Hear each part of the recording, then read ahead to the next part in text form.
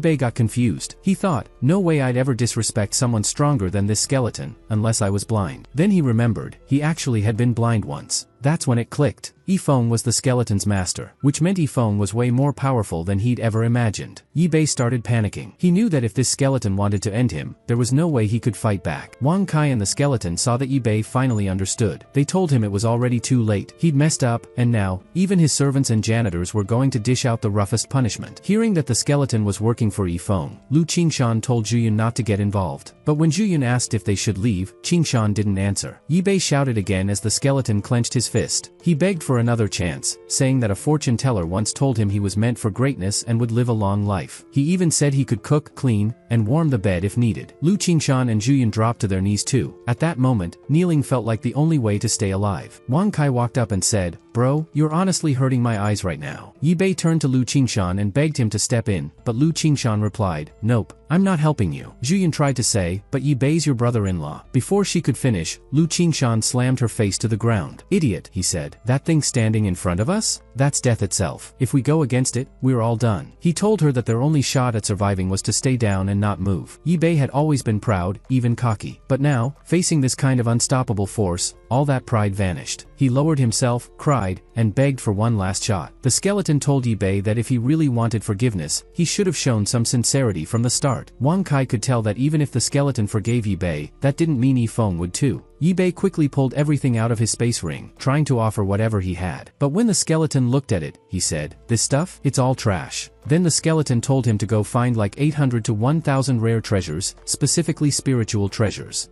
Bei looked stressed. He said spiritual treasures weren't man-made, they were naturally formed and super rare. Some didn't even help in battle but had effects no man-made item could copy. Honestly, they were harder to find than a flying clam-butterfly hybrid. But when the skeleton asked if he wasn't willing, Bei quickly said, "No, I'm willing. I'll try to bring as many as I can." The skeleton could tell that getting that many treasures so fast wasn't realistic, so he started thinking of another option. Wang Kai, trying to be helpful, said, "What about beautiful girls instead?" The skeleton paused, then nodded. "Yeah, not bad," he said, and started laughing. He even praised Wang Kai for the idea, which made Kai feel kind of proud. Then the skeleton stepped up to Bei and said, "All right, I want girls. However many treasures you're short on, bring that many girls to make up for it." He gave Bei 7 days to deliver everything to the martial arts gym. Bei was actually relieved. Getting that many rare treasures would have been impossible, but finding 1,000 girls? That he could manage. He promised he'd deliver. After that, the skeleton waved him off and said, "You can go." He also told Zhu Yun and Lu Qingshan they could leave too, but warned them not to show up at the gym empty-handed. Up in the sky, Lu Dashing was flying along when Bei almost crashed into him. He snapped at Bei, saying he clearly didn't know how to fly properly. He was so annoyed, he even started planning to propose a whole set of air traffic rules for cultivators, complete with flight levels and time limits. Then Lu Lu Dashing noticed a strong aura coming from an open area below. Curious, he looked closer and spotted the skeleton's back. That's when it hit him, he was in trouble. He turned and tried to fly away fast, but the skeleton casually raised a finger. Lu Dashing felt his whole body get yanked downward. He shouted all the way down before landing face first into the ground. Lying there, he groaned and thought he should have checked the almanac before heading out that day. Maybe even packed it with him. When the skeleton noticed him, Lu Dashing looked up and said, "Wow, we meet again." The skeleton replied, "So it's really you, huh?" He figured Lu Dashing had been spying again and said, "You've got some guts. Guess I didn't teach you hard enough last time." Lu Dashing panicked and quickly said, No, you've got it wrong. I was seriously just passing by." The skeleton looked at Wang Kai and asked if he believed Lu Dashing's excuse. Wang Kai just shook his head. Then the skeleton asked, "So what should we do with him?" Wang Kai stared at Lu Dashing and said, "He's gotta show some sincerity." With both of them looking at him like that, Lu Dashing started shaking. He knew he was in trouble. Meanwhile, up in the sky, a guy and a girl were flying along on their treasures. The guy asked his junior sister why she looked so down. She said, "I've been waiting a whole month for my favorite author's new book. I didn't even care about eating, and now it's delayed again." The guy replied, "Yeah, that's what we call a shift delay. Whoever delays a shift deserves to be cancelled."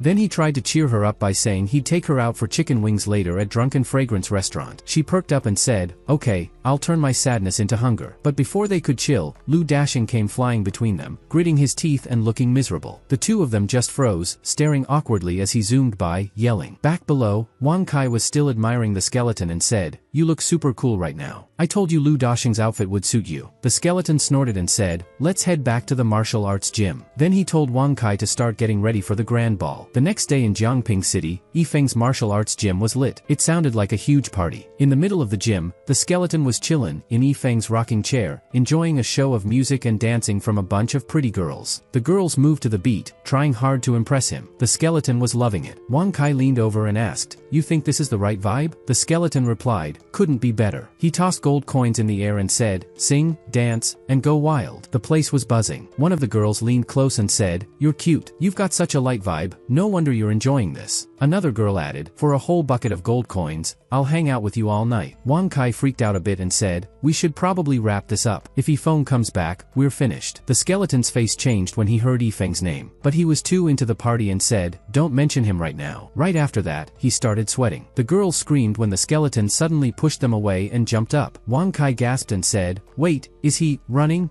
And yeah, the skeleton tried to make a run for it, but it was too late. A hand grabbed him by the head. The skeleton immediately started making these bow bow noises, like he was trying to act all innocent. Yifeng was back. He looked at the skeleton and said, "So you were having fun, huh?" Then he kicked the skeleton and told him to get lost, knowing he'd been causing more trouble. Wang Kai hid behind the door, covering his mouth with both paws, shaking as he listened to the skeleton making those goofy sounds while getting scolded. Yifeng got even more annoyed by the skeleton's abba abba noises. While hitting it, he scolded the skeleton for stealing his gold coins and wasting them right in front of the martial arts gym. "I've never been that bold," Yifeng said. "You really think this is heaven or something?" One of the girls nearby looked worried, but the girl next to her said, "Just forget it." The skeleton felt like its soul was slipping out of its bones. Wang Kai said, "It's not that I'm not loyal. I'm just scared." The skeleton's the only one who can actually handle Yifeng's rage. Yifeng looked over to where the gold coins had been, but the basin was totally empty, and the girls had all bounced. He looked frozen, then his anger exploded. That time, the skeleton had really messed up. Yifeng bit his lip, held back tears, and threw a punch full of frustration. A loud boom echoed through the gym. Yifeng breathed out slowly, trying to chill. He knew if he didn't calm down, it might actually be bad for him. While wiping his face, he whispered to himself, "Just hold it together." He remembered the hard days, when his books didn't sell and the martial arts gym was barely surviving. Even getting 2 meals a day had been a struggle. Meanwhile, out on the street, a guy told his master, "You should have listened to me." It was Lu Dashing talking to Lu Qingshan. He said, "Sure, being kind is cool, but when it comes to business and making moves, that's a whole different story." He added, "No matter what you say, I'm still going for that flame orb today." Lu Qingshan couldn't believe how Lu Dashing could still act so confident after running back to the sect naked and scaring all the female disciples. But Lu Dashing said, "Look, you made this person sound crazy strong. I'm not dumb enough to underestimate them." Lu Qingshan warned, "One more step, and you won't even get a chance to regret it." Lu Dashing brushed him off and said, "You're talking too much." Then he walked straight into the martial arts gym and asked, "Hey, what's your name?" Yifeng looked at the weird-looking guy and asked, who even are you? Lu Dashing pointed at the white flower on his chest and said, check this out. It should tell you. He added, fine, I'll say it again. I'm Lu Dashing. In his head, he thought, everyone knows I'm the top alchemist in Nancha. He figured showing off his status first would give him the upper hand before asking about the flame orb. But Yifeng said, never heard of you. He looked at the white flower and said, and what? You think wearing that's impressive? Then Yifeng told Lu Qingshan to come in and take a seat. As for Lu Dashing, he just told him to get lost. Lu Dashing got offended and said, I don't have time to argue. So he turned to Minji and asked directly, do you have the flame orb? Yifeng replied, totally chill, I don't even know what that is. Lu Dashing thought he was just pretending and got heated. If you're gonna act like that, he said, don't blame me for being ruthless. Yifeng just looked at him and asked, what exactly are you trying to do? Lu Dashing threatened Yifeng, saying that if he didn't hand over the flame orb, he'd break his legs and wreck the whole martial arts gym. Yifeng and Lu Qingshan were both shocked at how suddenly aggressive he got. As Lu Dashing walked closer, he spotted the skeleton. Then he noticed the black robe. Once he realized it was the same skeleton that had messed him up before, his whole attitude flipped. He dropped to his knees and slid toward Yifeng. Yifeng asked, what are you doing? Lu Dashing said, I combined a MISB theory with dramatic kneeling just for you. Then he added, I'd like to give you a gift. He handed over all the treasures he'd saved his whole life, plus his last storage ring. Yifeng asked, what does MISB even mean? Lu Dashing said, it stands for the three major drama styles, Mandanfang, Stanislavski, and Breed. He begged Yifeng to accept his gift. After seeing how Yifeng had crushed that scary black-robed guy, Lu Dashing was totally convinced Yifeng was on another level. Lu Dashing swore he'd never step foot in Jiangping City again. In his head, he started singing some feel-good tune about freedom, energy, and hope, feeling like a weight was off his shoulders. But just as he was walking off, Yifeng said, hold up, come back. Yifeng said, you rolled up here all full of yourself, then dropped a busted ring and knelt like something's wrong with you. What are you really doing? Lu Dashing said, I'm serious. I came here just to drop something off. Yifeng gave him a look and said, even with all this weird behavior, I can still tell you're not a good guy just from your face. Before Lu Dashing could come up with a new excuse, someone called out Yifeng's name. Yifeng turned and was surprised to see three old men. He asked, why are you guys here? Even Lu Dashing was stunned. The martial emperor was already a super high-level figure in Nancha, and the martial ancestor level was even rarer, like finding a needle in a haystack at night. Yet here they were, three martial ancestors all standing outside Yifeng's gym. Wu Yonghong reminded Yifeng about the empty land behind his gym and how he wanted them to help clear it out. Lu Dashing looked even more confused. Qingshan thought, yeah, they're martial ancestors, but they're not that impressive anymore. Guess I've really grown up. When Wu Yonghong mentioned that his buddies wanted to tag along too, Yifeng figured the old guys were probably looking for work. Lu Dashing just stood there, totally lost. He couldn't believe these legendary elders were fighting to help with landscaping. Seeing these powerful martial ancestors offering to do regular jobs made Lu Dashing sure Yifeng was the real deal. No one else could get that kind of respect. Yifeng figured Sun Zhuge and Shikuang probably needed the money too, and he felt for them. He knew how hard life was for farmers in the cultivation world. Yifeng thought about all the regular folks out there just trying to survive. He looked at the big empty plot behind his gym and decided that if Wu Yonghong needed help, he might as well hire the other two old men too. As soon as Yifeng told the old men to come with him, they all quickly said thanks. Looking at their cheerful faces, Yifeng couldn't help but think there was probably some hidden bitterness behind those smiles. He thought to himself how aging in place was a tough issue in any society. Yifeng told them he'd pay 100 gold coins for the job, same amount no matter how fast they finished it. Even if it took just a day, they'd still get 100. The old men didn't really care about the money though. At their level, gold coins didn't mean much. But since they thought Yifeng was some super expert living low-key in the mortal world, the 100 coins felt symbolic, so they agreed. Then Yifeng asked, did you guys bring any tools? The old men stayed quiet, clearly caught off guard. Yifeng figured they had forgotten, so he went to grab some tools for them. They just stood there awkwardly, wondering why Yifeng was giving tools to powerful cultivators like them. After a bit, Yifeng came back. He handed Wu Yonghong a rake, gave Shikuang a grub hoe, and gave Sun Zhuge a shovel. The moment the tools were in their hands, the old men suddenly felt something powerful. They were shocked. These weren't normal tools, each one gave off a glow like a holy treasure. Yifeng smiled and said, these are for you guys. Wu Yonghong thought it had to be a dream. Yifeng told them not to overthink it. Just use them for now, he said. If they break, I've got more. All four old men were stunned. If even farming tools were this strong, they figured Yifeng had a crazy stash of holy treasures hidden somewhere. They were convinced there were so many, he could casually hand them out for yard work. Wu Yonghong shook off the shock and started mumbling questions to himself. He even wondered who Lu Dashing was again. Lu Qingshan also thought about it and figured it wasn't that wild. After all, even Yifeng's kitchen knives were probably holy treasures too. Then Yifeng said he had some stuff to take care of and told the old men they could go check out the backyard and start whenever they felt like it. They agreed and headed off. Once they were gone, Yifeng looked straight at Lu Dashing. He thought that if he wanted to deal with him for good, he had to make it hurt just enough that Lu Dashing wouldn't even think about messing with him again. Lu Dashing was caught off guard when Yifeng walked right up to him and said, "Tell me what you were really trying to do here." The pressure coming off Yifeng was overwhelming. It wasn't loud or showy like the black-robed guy's energy, but deeper, like nature itself pressing down. Lu Dashing felt like the whole universe was shrinking in on him. He started sweating and tried hard to think of something to say. Then, trying to spin things, he said, "Honestly, I came looking for some work. I heard someone needed help reclaiming land." Lu Dashing begged Yifeng to believe him. He said he was just joking earlier and that he liked to mess around like that. Yifeng thought about it and figured he had mentioned reclaiming land to a few neighbors before. And while Lu Dashing was definitely a little weird, the kneeling kind of made sense if he was just trying to get a job. Yifeng realized they didn't even know each other that well and hadn't had any real issues, so it didn't seem likely that Lu Dashing came to start conflict. That's how Lu Dashing managed to flip the whole situation around. Yifeng said, "If you came here for work, then don't kneel on the ground or make jokes like that again." Lu Dashing agreed and said he had rushed over and forgot to bring anything with him. Yifeng told him that wasn't a big deal and that he had supplies. Most of the work was already being handled, though, only one job was left. He asked Lu Dashing if he was still up for it. Lu Dashing said, "I'm in. I can handle anything." He was hyped. He thought if this got him a holy treasure, it'd be dumb to back out now. He asked Yifeng to let him know what the job was. What happened next could have come straight out of a quote from Dostoevsky. People get so used to being told what to do and handed everything, but when it really counts, their true selves show. Yifeng said, "The only job left is picking up dung." Lu Dashing froze. He hadn't seen that coming. Yifeng explained that the three old men were too old to be climbing around in a dung pit. He didn't want anyone getting hurt, but Lu Dashing, who still looked pretty strong, could probably handle it just fine. Lu Dashing kept repeating it in his head, picking dung. But then he remembered the three martial ancestors were already farming, so maybe this wasn't so wild. He tried to convince himself it was worth it. If a holy treasure was even maybe part of the deal, then dung or not, it was worth it. He told himself, "Watch, if word gets out, people will be fighting over this job." He looked at Yifeng and said, "I'm great at picking dung." Yifeng nodded and hired him on the spot. He told him he'd get 30 gold coins once the job was done and asked if he had any questions. Lu Dashing just said, "Nope." Deciding to just go with it, he figured life sometimes needs a little ritual. Yifeng told him clearly, "Since you agreed, you can't leave until it's all picked up. If you work for 2 days and try to sneak off, don't blame me for being rude." Lu Dashing said, "Got it. I'll finish everything." Then he asked Yifeng to bring out the stuff so he could get started. Even though Lu Dashing looked pretty annoyed, Yifeng was happy to see him fired up. He told him to follow along, thinking, "Hey, maybe this guy really might earn himself a holy treasure." Lu Dashing couldn't help but wonder if that day would be the moment he finally reached the top of his life. But to his disappointment, Yifeng didn't head into the storage room. "Wait," Lu Dashing asked, "aren't you grabbing a tool from there?" Yifeng said, "Nah, it's not in there. Just follow me." A few minutes later, an old man nearby commented, "Not many young folks want to pick up dung these days." Uncle Wang looked at Lu Dashing and said, "If I ever need dung picked, I'll call you. I can't pay much, but I'll cook you a meal." Yifeng told Lu Dashing he'd be using Uncle Wang's gear since he didn't have a dung bucket at home. While Lu Dashing was still trying to figure out how things turned out so different from what he'd expected, Yifeng pointed to a huge pile of dung and said, "That's your job for today." Lu Dashing muttered under his breath. He couldn't believe how long it had been since someone cleaned it up. Yifeng said, "This batch looks good and fresh," while Uncle Wang reminded Lu Dashing not to spill any of it. So without wasting more time, Lu Dashing got to work. He wasn't happy about it, but he didn't want to miss the chance. While scooping, he told himself that life's meaning was just living it. After making sure Lu Dashing was set, Yifeng headed back to his martial arts gym. Lu Qingshan came over, trying to explain something, but Yifeng waved him off. "You're an honest guy," Yifeng said. "You're no match for that chunk of trouble." Then he added, "Can you help bring Zhongqing back from the Baofeng Chamber of Commerce? I've gotta finish prepping the medicine." Lu Qingshan said, "On it." As Yifeng headed into the house, the skeleton quietly slipped away. Over at the Baofeng Chamber of Commerce, Lan Shui welcomed Lu Qingshan as soon as he walked in. She told him she'd been taking care of Zhongqing and hadn't left his side. "You're amazing," Lu Qingshan said. "Totally worthy of being my top disciple." Lan Shui said, "But Zhongqing's not doing well. We called in every top doctor in the city, but no one could figure it out." Lu Qingshan was confused too. He had always believed Zhongqing was super talented, but after getting hurt, he couldn't even train anymore. His meridians were blocked. He couldn't understand why someone as strong as Yifeng would take in someone like Zhong Qing as a student. It didn't add up. He said, forget it. That's not something we can guess. Then he added, let's just bring him to the gym. When they got back to the gym, Yifeng had everything ready. They laid Zhong Qing on the bed, and Yifeng gave him the medicine. Time to wake up, Yifeng said. Right after that, Zhong Qing started coughing. Lu Qingshan and Lan Shui were amazed. Lu Qingshan checked his pulse and was stunned. A completely new meridian had opened up in Zhong Qing's body. It felt like everything inside him was shifting to make a path. Then Lu Qingshan realized, this wasn't just any meridian. It wasn't human. He was totally shocked. He never thought he'd actually meet someone with the ancient divine bloodline, a line that hadn't shown up in over 2 million years. According to legend, when the Xinjiang continent was first discovered, there were about 10,000 different races. To gain power, they all went to war for millions of years. Compared to them, humans weren't very special, except they reproduced quickly. Just as the human race was close to being wiped out, a powerful new group appeared. They stood up for humanity and believed people were the true children of the heavens. Their meridian structure was completely different from everyone else. In less than 10,000 years, they helped humans take over the whole continent and became the rulers of all races. People started calling them immortal. But maybe the world didn't want such a powerful group to exist forever. Over time, they disappeared, fading into legend. The continent shifted into balance, and over 5 million years, only a handful of these divine descendants ever showed up. Every time they did, even their breath could shake the earth. 2 million years have passed since the last one. Most people figured the divine meridian was long gone, lost due to evolution or bloodline changes. Even if someone had it, it stayed hidden and couldn't be activated. The only way to awaken it was to push someone to the edge of life, then use the best medicine to unlock it. Even then, it only worked once or twice out of 10 tries. All those years of studying the continent's history had paid off. He was lucky enough to witness the awakening of a divine meridian, something no one had seen in 2 million years. He finally understood why Yifeng had chosen Zhong Qing as a student. Yifeng must have already known. Zhong Qing was a descendant of the Invincibles. Lu Qingshan started thinking that Zhong Qing almost losing his life wasn't just some accident. It felt like Yifeng had planned the whole thing. Yifeng's moves were like a crazy chess game no one else could follow. Qingshan wasn't sure if he'd just gotten lucky seeing it all happen, or if he was just another piece being moved around. When Qingshan told Yifeng he was amazing, Yifeng just said, I didn't do anything special. But in his head, Yifeng was thinking it took him forever to reach those mountains. He definitely wouldn't have come back if he wasn't sure Zhong Qing would wake up. Qingshan thought Yifeng's calm smile was hiding a bunch of secrets. He even wondered if there were higher immortals above the immortal people talked about, and what it meant if heaven didn't care about people at all. He felt like what he saw that day was just the tip of something way bigger. He started getting curious about what else he'd see in the future, and what kind of stuff might change everything people believed. Then Yifeng said they should let his student rest. There was still about a third of the medicine left, but since Zhong Qing was awake, it wasn't right to give him more. So Yifeng handed the medicine to Qingshan. This stuff's got a lot of benefits, Yifeng said. Qingshan looked at the bottle and asked, are you sure I can have this? You helped out. Think of it as your reward, Yifeng replied. Right then, they heard a sound. Everyone turned as Zhong Qing suddenly reached out and grabbed Yifeng's clothes. He was tearing up. I didn't think I'd see you again after, you know, Zhong Qing said. Everyone froze. Yifeng was just about to explain he hadn't actually passed, but then Zhong Qing panicked. Wait, does this mean you're gone too? He started blaming himself, saying he couldn't even protect his home. Out of nowhere, Yifeng flicked Zhong Qing's forehead. Ow, that hurt, Zhong Qing said. You're talking nonsense, Yifeng replied. You're alive, and I'm alive. No one's taking your life without my say. I'm in charge of that. Qingshan stood there thinking, no wonder even descendants of the immortal trust Yifeng completely. It wasn't just about his strength or his brains. He had a pure heart and actually cared about people. Zhong Qing, realizing what Yifeng truly thought of him, promised he'd do better next time. Then out of nowhere, Yifeng said, run. Zhong Qing broke into a sweat. Run? Yifeng said, trying to climb a mountain with nothing but vibes and no plan?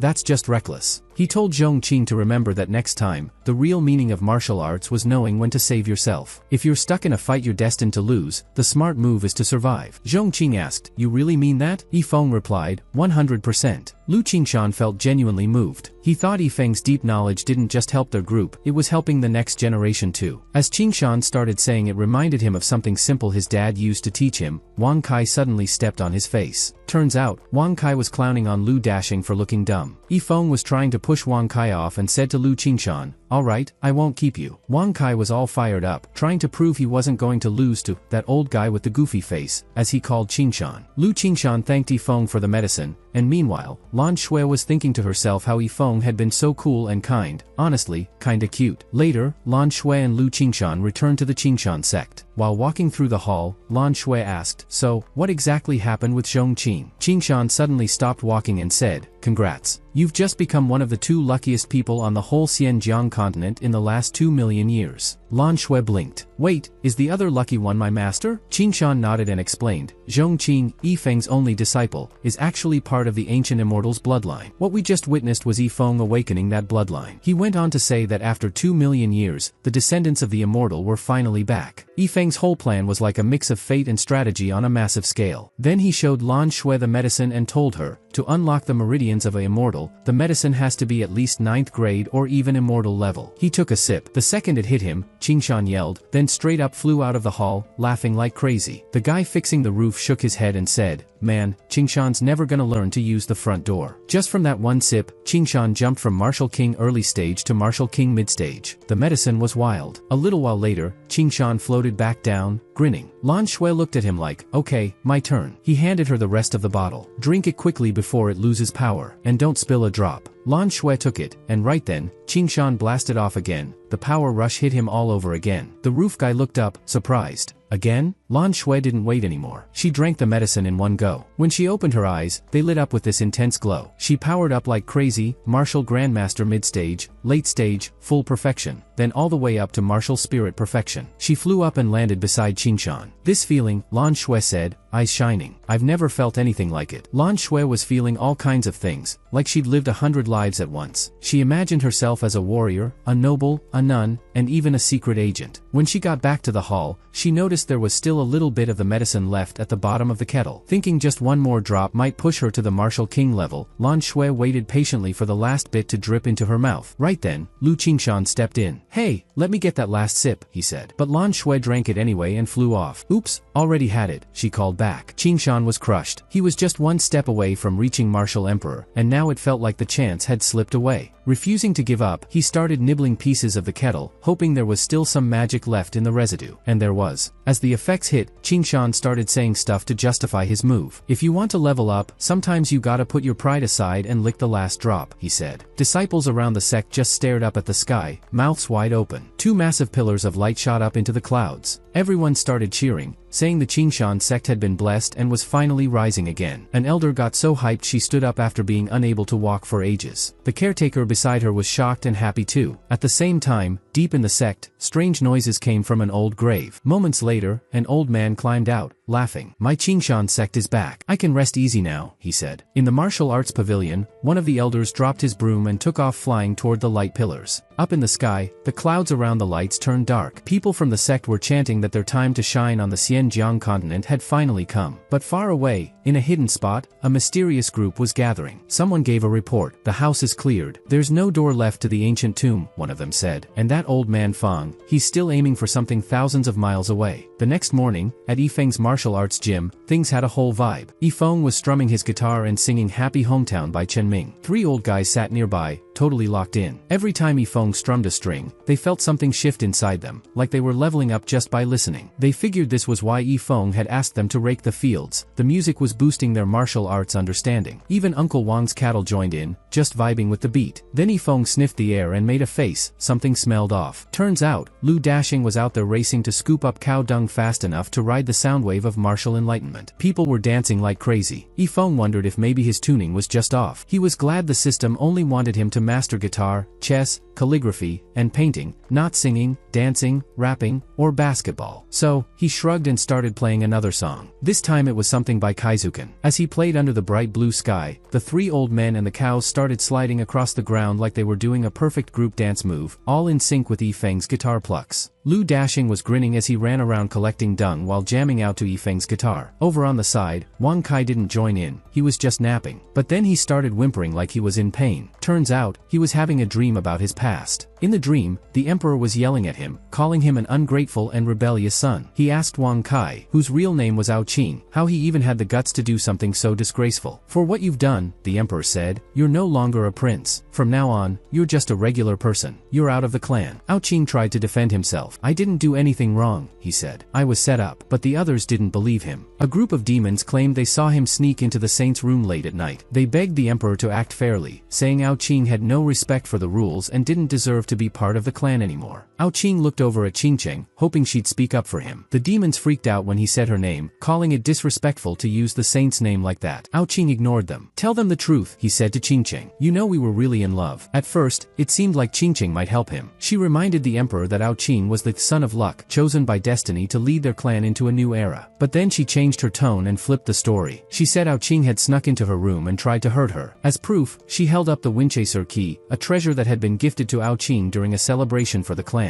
Everyone took it as evidence. Ao Qing couldn't believe it. You were the one who liked me first, he said. I gave you that key as a sign of love. He was furious and called her a stinky liar, but she just told him to stop making excuses. Then the emperor stepped in again. You don't deserve to hold the Winchester key, he said. Since you're being stubborn, I'll go through with the punishment. Ao Qing was sentenced to spend 10 years in beast form. He wouldn't be allowed to transform or return to the clan ever again. As he turned into a beast, Ao Qing swore to Qingqing that he'd never forget how he was humiliated. Back in the present, Yifeng looked over at Wang Kai, confused about why he was whining in his sleep. Thinking maybe Wang Kai was just in heat, Yifeng said, "Don't worry, bro. I'll help you find a mate one day." Then Yifeng walked off, and Wang Kai woke up. He realized someone from his old clan had been trying to contact him. He flew out of the martial arts gym and headed toward the edge of Jiangping City. While flying, he noticed something. Just by staying with Yifeng, he had reached the level of Demon King without even trying. Now he was wondering if this visit from his clan was a good thing or a trap. When he landed, he transformed into a giant, intimidating wolf. Then he looked back and saw who had called him. He was surprised. "Why are you here?" he asked. The girl, Qingqing, didn't answer directly. She just smiled and said, "Still obsessed with my scent, huh? You've always been such a flawless little pup." Ao Qing tried to brush it off. "What do you want from me?" he asked. Qingqing smiled again and finally told him. She admitted that the whole setup with the Winchester key was planned. The key wasn't just a gift, it was actually the key to a secret realm tied to their demon wolf clan. Ao Qing looked shocked. Qingqing said it was honestly a joke that the old patriarch gave Ao Qing such a huge treasure, something that could literally decide the future of their whole clan, and even sealed it so only Ao Qing could use it, just because he was the son of luck. She laughed and told King no one expected the so-called son of luck to end up like some stray mutt. While laughing, Qingqing asked Ao Qing where all his luck went. Ao Qing started to lose it a little. He remembered how his clan once told him not to get obsessed with Qingqing, since she had such a high status that even his own dad had to show her respect. But still, thinking he might have a chance, he walked up to her. To his surprise, Qingqing straight up told him she had liked him for a long time. Then she said that if he gave her the most valuable thing inside him as a sign of love, she'd be really happy. And that's when Ao Qing's nightmare began. He got kicked out of the clan, called all kinds of names, trash prince, disrespectful, and worse. Remembering how she totally played him, Ao Qing clenched his teeth and stared her down. Qingqing just told him not to look at her like that, and said she'd give him a chance. She said if he helped her use the Winchester key to unlock a secret realm, she'd help remove the seal on him and even fix his reputation. Ao Qing just stood there, silent. Qingqing asked if he didn't believe her or if her offer just wasn't good enough. When he still didn't say anything, she said she'd throw in a big reward too. She told him she had the Demon King pill, which could help him level up fast, something that would normally take 50 years of effort. She said people in their clan dreamed of getting their hands on it. But then, Ao Qing suddenly started laughing. That made Qingqing mad. She asked him what was so funny. Before he could even answer, everyone felt a strange energy in the air. Ao Qing let his power out. He turned her question back on her. Ao Qing said straight up, he was laughing at how clueless she was. She stood there shocked. She couldn't believe that someone like Ao Qing, someone who'd been sealed into an animal form and kicked out of the clan, had actually made it to the Demon King level. Ao Qing just told her he didn't care about something small like a Demon King pill. Just surviving after everything was already crazy, but reaching this level? That was the next level. Qingqing took a breath and smiled like nothing bothered her. She said it didn't really matter, because compared to her Demon Emperor level, being a Demon King was like an ant trying to flex. Then she made Ao Qing a new offer. She told him that once she broke through to the true Demon Lord stage, if he came back to the clan with her and helped open the secret realm, she'd personally use all the clan's resources to help him level up to Demon Emperor. She was super confident that, with her status and ability, she could make it happen in 10 years. When Ao Qing heard 10 years, he couldn't help but laugh. That clearly got to Qingqing, but she forced herself to chill. She figured she needed to make an offer he just couldn't refuse. So she said that once the secret realm opened, he could pick out a magic weapon that was basically just one step away from a holy weapon. Her crew even praised how good she was at keeping it cool and adjusting on the fly. They were sure no one in the clan could turn down that kind of deal. But Ao Qing still didn't look interested. He casually scratched his ear like he didn't even hear her. Qingqing finally asked why he wasn't excited about a near-holy weapon. She figured he'd never even seen one in his life. Then Ao Qing just started laughing, loud. One of Qingqing's guys looked like he was about to throw hands for disrespect, but she stopped him. She told Ao Qing that she knew he still had issues with her after everything that happened, and to make up for it, she'd throw in something else. She said she'd let him join her Red Sun lineage. That was a big deal. Even though Red Sun wasn't royalty, they were the strongest family in the entire clan, and even across the demon world, they were well known. She told Ao Qing that if he joined, he'd have the clan's strongest backing, and he, the guy everyone once looked down on, would become the future patriarch. She said with everything on the table, there was no way he could say no. But Ao Qing looked her dead in the eye and said, "Don't flatter yourself." He told her maybe she should rename Red Sun to something like, nice in public, toxic at home. Then he said even if he told her who his real backer was, she wouldn't get it with her level of thinking. Done with the convo, Ao Qing turned around and started walking away. Qingqing shouted at him not to walk away from her, saying he was just some nobody who got kicked out of the clan. She said there was no way someone like him could ignore the kind of benefits she offered or just act like joining Red Sun didn't matter. She told him to quit pretending, that it was all an act. Ao Qing let out a short laugh and said, "It's not an act. Your offer just doesn't mean anything to me." Then he added, "I already have a master, a human, way stronger than anything you could imagine." Ao Qing told her straight up that just by following his master, not even for 10 years, but maybe just half a year, he'd reach the Demon Emperor level. He said at his master's place, holy weapons weren't rare. In fact, he literally slept next to them every night. Then he looked at Qingqing and asked, "You really think I still want your second-rate junk?" Qingqing just clenched her teeth, clearly frustrated. Ao Qing kept going. He said that with just the backup he had, even if he stomped the true Demon Lord song into the ground in public, no one would dare say a thing. He made it clear that all her flashy promises, and Qingqing herself, weren't worth taking seriously anymore. Qingqing didn't know what to say back. She just pointed at him, clearly annoyed. To make his point even clearer, Ao Qing said that stuff like removing the seal, clearing his name, or becoming the third prince of the heaven-devouring demon wolf clan didn't mean anything to him now. He said he and Qingqing were no longer on the same level, not in what they saw, thought, or aimed for. As long as he followed his master, he was stepping into a world way bigger than anything their clans could imagine. Then he told her she'd never be able to catch up. Qingqing snapped and told Ao Qing to quit pretending. She said he should be ashamed for calling a human his master, and that it was basically impossible to move from Demon King to Demon Emperor in half a year. She also said there was no way she'd believe he was sleeping next to real holy weapons, and she figured both his so-called master and the skeleton guy were just weaklings like him. Then she said Ao Qing was delusional if he thought he could disrespect someone like Song and still walk away. Right then, one of her men told her that Ao Qing had already left. Qingqing was stunned, then furious. She couldn't believe that someone she used to look down on had the nerve to talk to her like that. While she was fuming, one of her guys asked what they should do. Qingqing told them to chase after Ao Qing. She said she wanted to see this human master for herself and crush him right in front of Ao Qing. She figured once Ao Qing saw his hero get stomped, he'd come crawling back to her, begging to follow her orders. Meanwhile, over at Yifeng's martial arts gym, the skeleton told Lu Dashing not to spill a single drop and ordered everyone to keep working fast. The old guys working there didn't say a word. The energy coming off the skeleton was so intense, they knew they couldn't do anything against it. When Ao Qing arrived, he started praising the skeleton right away. The skeleton, seeming chill, asked what the Ao Qing wanted. Ao Qing told him people were coming for him and asked for help. Under the sunny sky, Ao Qing explained everything that happened. The skeleton just brushed it off, saying the people after Ao Qing were a bunch of little trash. He said Yifeng would handle it easily, then told Ao Qing to go back to watching the door because he had other things to deal with. Then the skeleton called out Lu Dashing. He pointed at the pile on the right and said it obviously wasn't full. He asked how Lu dared to slack off right in front of him. Knowing how harsh the skeleton could be, Lu didn't even try to explain. He just begged not to be hurt, but the skeleton kicked him straight into the dung pile anyway. Then he turned to the three old men and said they didn't need to worry, they were doing fine, but warned them not to start slacking. The skeleton suddenly heard Yifeng's voice. Yifeng scolded it for messing things up again. The three old men watched as Yifeng casually kicked the skeleton away. Their eyes went wide, and they were just standing there, speechless. While Yifeng bent down to pick up a rock, the skeleton landed on its feet and took off running. Yifeng quickly tossed the rock at it, trying to stop it from causing more trouble, but the skeleton didn't slow down. Yifeng was clearly annoyed but decided to just let it go. He told the old men to keep working and said they were doing a great job. Then Yifeng looked over at Lu Dashing. The guy looked pretty rough, so Yifeng tossed him another 20 gold coins to make up for it. Later that day, Yifeng was eating noodles to fix his hunger. After finishing, he said he felt amazing. Meanwhile, our Ao Qing was sitting there, unsure if he should tell Yifeng about his situation. He figured Yifeng had come to the mortal world to understand how regular people live. Since Yifeng was kinda treating him like a sidekick, the Ao Qing felt like speaking up might ruin the vibe. He also remembered that the skeleton said he'd help solve his issue, and honestly, he believed that someone like Yifeng probably already knew what was going on and planned to help anyway. While he was patting his own head, Yifeng Yifeng looked at him and said, I know it's been tough, but since you've followed me, I'll do my part as your master. He promised to help with whatever was bothering him. Qing was so moved that he felt like following Yifeng forever. Yifeng then started thinking about where he could find a female dog for him. Outside the martial arts gym, you could tell Qing's energy was spreading through the area. Qing noticed it and guessed Qing was inside the gym. She figured he must have gotten lucky and found a strong teacher, but after seeing the gym, she relaxed and thought she'd been overthinking it. She told her crew to come with her and take down the place. She said, don't leave anyone standing, except for Qing. Meanwhile, a wolf beast walking at the back of the group caught a strange scent. He freaked out when he saw the skeleton show up right in front of him. He tried to scream, but before he could alert anyone, he had already turned into dust. The skeleton just joined Qing's crew, acting like he belonged there. As they got closer to the gym, the skeleton suddenly let out this weird sound that shook the front signboard and even the paintings inside. As soon as Qing stepped inside, she noticed some weird paintings on the walls. She thought they looked kinda strange but couldn't figure out anything special about them. Qing wanted to see if Qing was still as fearless as before. After calling out Qing for lying, Qing told her crew that Qing was inside with a human. She ordered them to handle the human, and said she'd deal with the so-called Qing herself. Then the skeleton dude laughed and activated a spell. A bright light flashed toward Qing and her crew, and they all started feeling super weak. Within seconds, everyone except Qing had turned into dogs. She was doing her best to resist it, but then Qing saw something behind her, a mirror that could suppress demons. Not only that, it was also a holy treasure. The energy from it was so strong that even Qing ended up turning into a dog too. The skeleton laughed at them, which made Qing super annoyed, but she couldn't fight back. He said he didn't like being stared at by a bunch of weaklings, then straight up started kicking them around, making them yelp. Qing said it was embarrassing that a random human was out here kicking her butt. The skeleton told her not to stress, this wasn't even the end yet. Then he whipped her, and she started whining. All the dogs whined every time the whip hit them, but the skeleton just kept going, grinning the whole time. Their whining was so loud, it actually woke up Yifeng. The skeleton saw Yifeng coming and quickly shoved his arms into the dogs' mouths, started making abba abba noises, and shouted for help. Yifeng was totally shocked when he saw the skeleton. He grabbed a poop bucket nearby and ran toward the scene. He was like, where did these wild dogs even come from? Who let them in my martial arts gym? He said he liked dogs, but not wild ones who tried to bite people. The skeleton tried to stop him by hugging his leg, but Yifeng kicked him away and asked whose side he was on. Meanwhile, Qing had just finished eating and didn't even bother looking at the dogs getting smacked around. He was just thinking about how good Qing's cooking had gotten. Then he realized one of the dogs was actually Qing. Qing couldn't help but smile, thinking, with Yifeng as my owner and the skeleton as my bro, there's no way I'm getting picked on. Yifeng looked at the dogs he had been dealing with and thought it was funny how they were the same type as Qing. He checked them all out and threw the male ones outside the gym. But when he got to Qing, his eyes lit up. The way he stared at her made her nervous. She had no idea what Yifeng was planning to do. Yifeng shut down the martial arts gym and told Qing it was his time to shine. When Qing gave a confused look, Yifeng straight up said to go after Qing. Qing grinned at Qing, clearly ready to make his move. Seeing Qing just staring, Yifeng nudged him, saying he'd wanted this for ages. Qing thought Yifeng somehow knew his secret wish. He'd always wanted to get even with Qing, and just ending her wouldn't cut it. He needed something more to settle the score. Qing got nervous and started to fidget, wondering what Qing was up to. The second Yifeng turned away, Qing lunged at her. Qing snapped, saying he was a prince and should act like a gentleman. She asked how he wasn't embarrassed to push himself on her. Qing replied that a perfect saint like her, all high and mighty, wouldn't get his messy feelings. Qing begged him to stop, offering to apologize or even grovel. But Qing didn't listen and went for it. Qing cried, unable to believe a saint like her was being ruined by someone she thought was a nobody. Qing swore to herself that Yifeng and Qing had to pay. Meanwhile, outside the gym, Qing's crew woke up, back to normal. Her screams were the first thing they heard, and they freaked out. They tried calling her name and yanking the door open, but it wouldn't budge. Peeking through a crack in the door, their jaws dropped. They saw Qing forcing himself on Qing. She was their clan's hope, the pure leader of the Red Sun lineage, meant to become a legend. They couldn't believe Qing had wrecked everything. The clan was gonna be a mess because of this. Qing's crew, who saw her as a goddess, gasped and pounded the door, but it didn't move. They could only hear her cries as Qing kept going. Noticing her crew watching,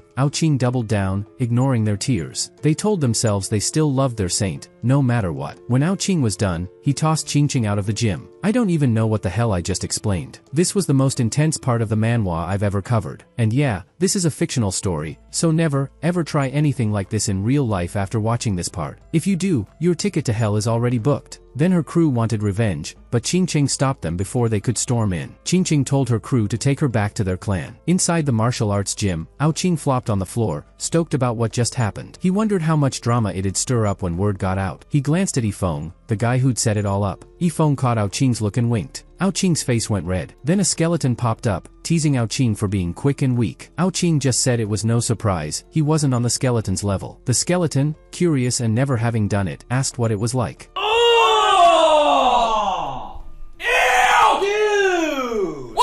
I don't even know what the hell I just explained. Qing said it was like a vibe that wouldn't quit. The skeleton clearly wanted to know more. Later that day, in the Red Sun Hall on the Nancha Plain, someone announced the Saintess was back with a surprise. Jiao Bifeng, thinking Qingqing had nabbed Qing, got hyped, believing their clan was about to level up. He told his guys to bring her in quickly. But when Qingqing walked in, Jiao Bifeng asked why she looked so rough and where Qing was. Qingqing stayed quiet. Jiao Bifeng, thinking she was bummed about failing, said not to stress, Qing would show up soon. After all, she was the clan's big hope. But then Jiao Bifeng noticed something was off. Qingqing, ashamed, started crying. Jiao Bifeng couldn't believe their Saintess, the clan star, wasn't pure anymore. Jiao Bifeng demanded to know how their perfect plan turned into a mess. The clan had poured tons of resources into her. When he asked who did it, Qingqing gritted her teeth and said, Qing. Jiao Bifeng didn't catch it at first, so she repeated, loud and clear, that Qing was the one who ruined her. Everyone in the hall was shaken. They couldn't believe their Saintess, destined for greatness, got wrecked by Qing, the clan's total loser. Jiao Bifeng asked if he heard wrong, but Qingqing explained that Qing was hiding in a regular-looking martial arts gym run by a mortal. She said it had a holy demon-suppressing mirror that shut her down with its power. Jiao Bifeng called the mirror a slap in the face to their clan and said he wanted Qing and Yifeng taken out. Jiao Bifeng called up two demon sovereigns, Fu Dao and Xiao Luo, and told them to hit the gym, grab Qing, deal with everyone there, and burn the place down. He handed them a heaven-shielding umbrella to block the mirror's power. Then he ordered everyone in the hall to follow him to the Heaven-Devouring Hall. In the Heaven-Devouring Hall, where Emperor Zhong and the clan crashed at night, he told his wife, Yun Wanqing, that their 3 sons were pretty useless, so they should have another kid. What the f***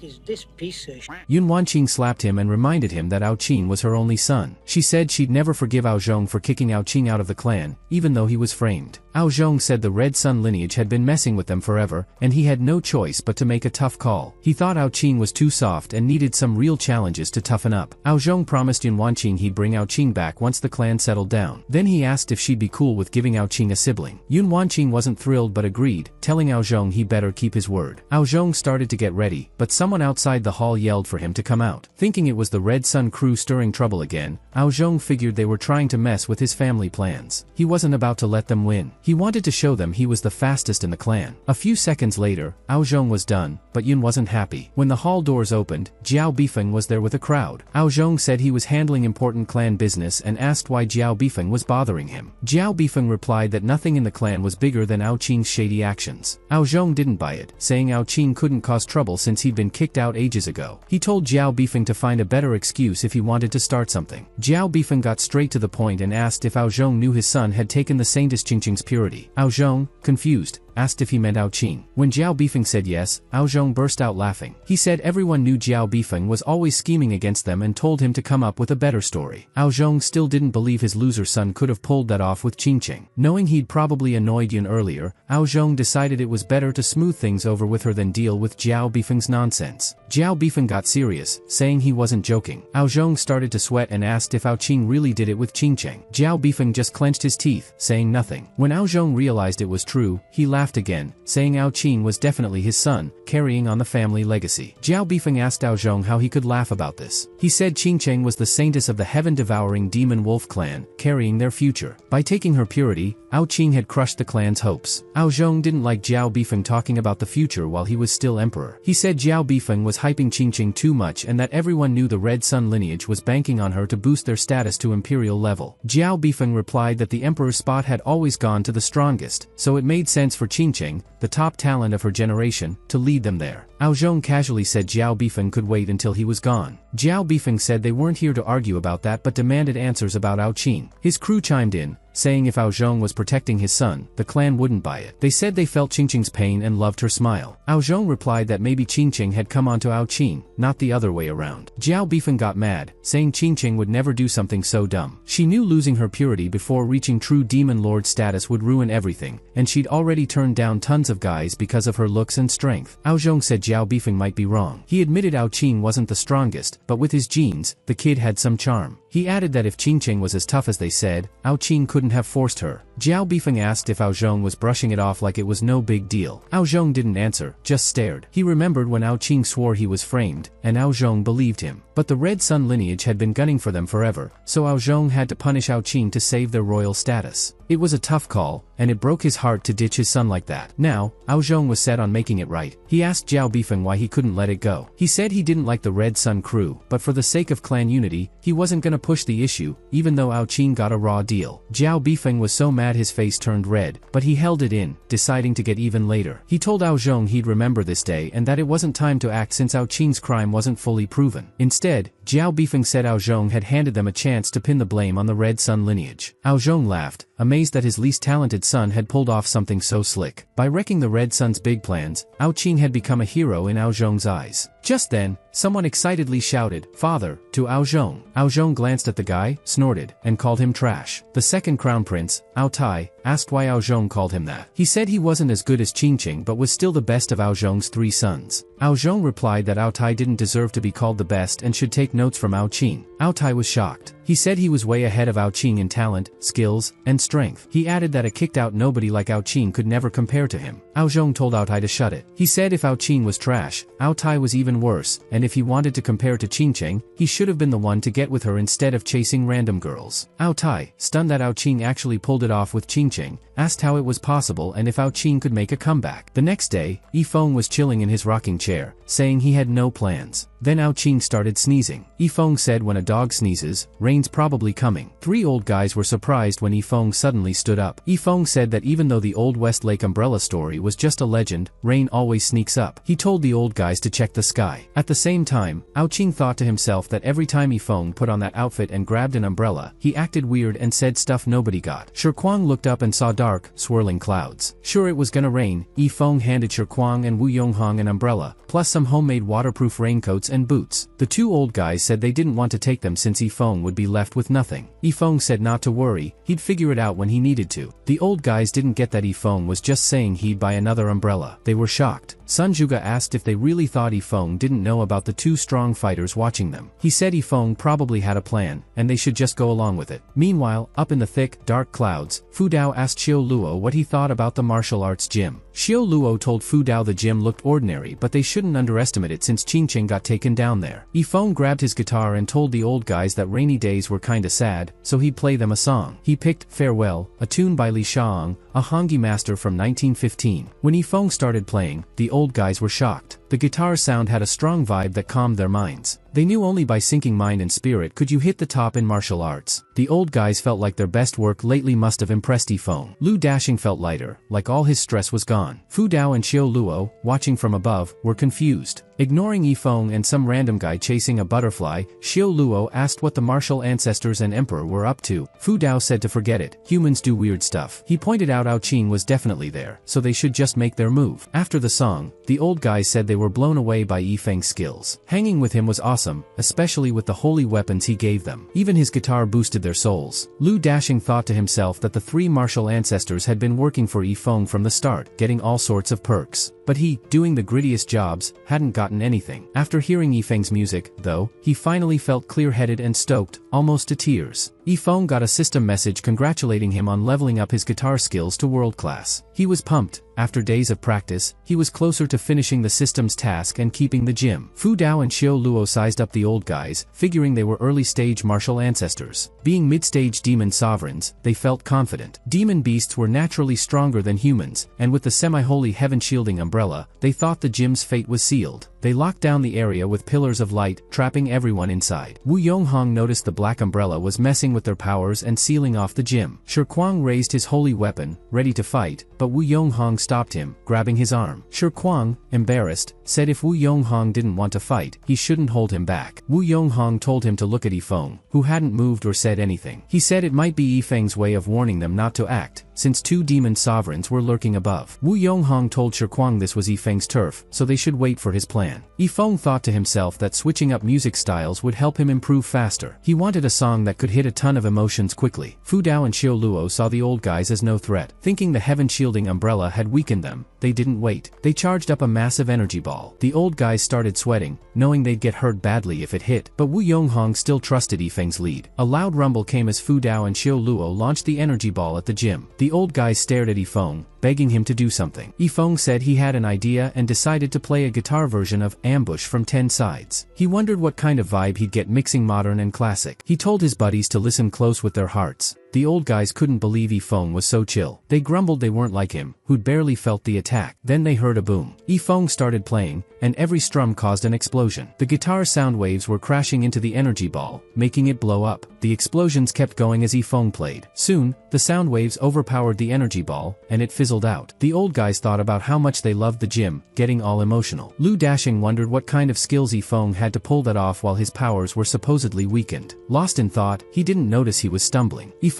said sorry when a guitar string snapped but said he could keep playing. Fu Dao and Xiao Luo, sweating, got hit by the sound waves and realized Yifeng was the real deal at the gym. After Yifeng's performance, the sky cleared, and rain poured down. Yifeng snagged the heaven-shielding umbrella as it fell. He reminded the old guys he said he'd have what he needed when it mattered. Sun Zhuge told his pals Yifeng had probably predicted everything before the demon sovereigns even showed up. Shi Kuang said it felt like Yifeng was dropping hints about knowing the future. Since it was raining, Yifeng said they should chill inside the gym. He noticed Lu Dashing and told him to go enjoy the rain. Meanwhile, in the Red Sun Hall, the mood was super heavy. Qingqing had leveled up fast thanks to her unique build and a special Red Sun technique. She was just waiting for the secret realm to hit demon sovereign status and become the next in line for the heaven-devouring emperor's throne. Jiao Bifeng worried that since Qingqing wasn't pure anymore, she couldn't level up to demon sovereign. Years of hard work were ruined in one day. One elder said they had a backup plan. When Fu Dao and Xiao Luo returned without Ao Qing, they'd make him admit he messed with the saintess in front of the whole clan. Then they'd pull their old trick, putting pressure on the royal family to force Ao Zhong to explain himself to everyone. Jiao Bifeng, hyped, snapped the armrest of his chair and said it was their only shot to make Ao Zhong give up his throne. Suddenly, a guy ran into the hall and told Jiao Bifeng he had news about demon sovereigns Fu Dao and Xiao Luo. He said their destiny tokens were broken. The elders were stunned, and Jiao Bifeng was furious. In the heaven-devouring wolf clan, anyone who hit demon emperor status left a destiny token behind. If it cracked, it meant they were gone. Jiao Bifeng couldn't wrap his head around why his plan was falling apart. Even though the Red Sun lineage was strong, a demon sovereign was a heavy hitter. Losing 2 at once was unthinkable. He said he refused to believe Ao Qing could stop him. Jiao Bifeng ordered everyone in the Red Sun lineage above demon emperor level to follow him. He wanted to see if there was a real threat protecting Ao Qing. Meanwhile, at Yifeng's martial arts gym, the rain had stopped. Yifeng was chilling with some old men, sipping tea and listening to their stories. A little later, Lu Qingshan showed up and joined the group. After a while, they all decided to head outside. The ground was still damp, so Yifeng told the old men not to do any work yet. Since Lu Qingshan rarely came by, and there were so many people around, he suggested they make a hot pot to keep warm. Yifeng pulled out his space ring and asked the old men what kind of meat they wanted first. He brought out a few beast carcasses and said they could make roasted lamb, eagle stew, or even wolf casserole. The old men were shocked when they recognized the lightning eagle, the land snake, and the flying fox. They were amazed at how his ring had almost every beast from Shanhao Mountain. Most of them were high-level beasts, even beast kings. Yifeng thought the names were pretty cool. Then he remembered he had another carcass perfect for soup. He told the old men that when the soup was ready, they'd only be allowed 1 sip because he planned to use it to help restore Zhong Qing's body. The old men's eyes went wide when Yifeng brought out the tortoise, Bagu, who used to be a beast lord. Lu Qingshan, who had just reached the martial emperor level, couldn't believe he was about to drink soup made from Bagu, a beast that had hit the demon emperor realm years ago. He was shocked at how casually Yifeng handled such powerful creatures. But he figured it made sense, considering Yifeng's status. Yifeng then told the old men to pick whatever they wanted, saying all the options were great ingredients. They thanked him, and Wu Yonghong suggested making eagle soup and roasting some wolf legs. Yifeng agreed and said he'd be the chef. He told the old men to clean the beasts and wash the veggies. They got to work, their mouths already already watering. In a corner of the gym, something was watching them. It turned out to be Night Breeze, a centipede that had survived the last big disaster by sheer luck. Later, when the soup started smelling amazing, Yifeng lifted the lid to check it. The steam hit the old men right in the face, and they started drooling. They realized this wasn't just regular food, it was something that could boost their cultivation. Even one sip would help them improve. To them, the soup was basically an elixir. Yifeng teased them, asking why they were drooling. He reminded them they could each take only one sip. The old men tried to thank him, but their over-the-top reaction made Yifeng cringe. When Sun Zhuge and Wu Yonghong looked closer at the ladle, they realized it was actually a holy treasure. Lu Qingshan patted their shoulders and told them to chill out and stop acting like they'd never seen rare stuff before. Seeing his calm reaction, the two old men figured Lu Qingshan had been around Yifeng's kitchen a lot and was clearly close with him. They thanked Lu Qingshan for the reminder, and he told them they'd just get used to it. Deep down, he thought that even though the old men might have stronger cultivation, they should still treat him with respect. After all, he had known Yifeng first. When Yifeng asked if they wanted the soup or not, the old men stopped wasting time and quickly grabbed bowls. Once everyone had a share, they all drank together. Right after, Wu Yonghong suddenly shouted. His cultivation was shooting up fast, and he thought he might even break through to the martial celestial realm. Yifeng scolded him and said he was disturbing Zhongqing's rest. He told Wu Yonghong that if he was going to be loud, he should leave. Wu Yonghong quickly apologized, but even the way he stood up annoyed Yifeng, so he got scolded again. Not wanting the same treatment, Sun Zhuge, Shi Kuang,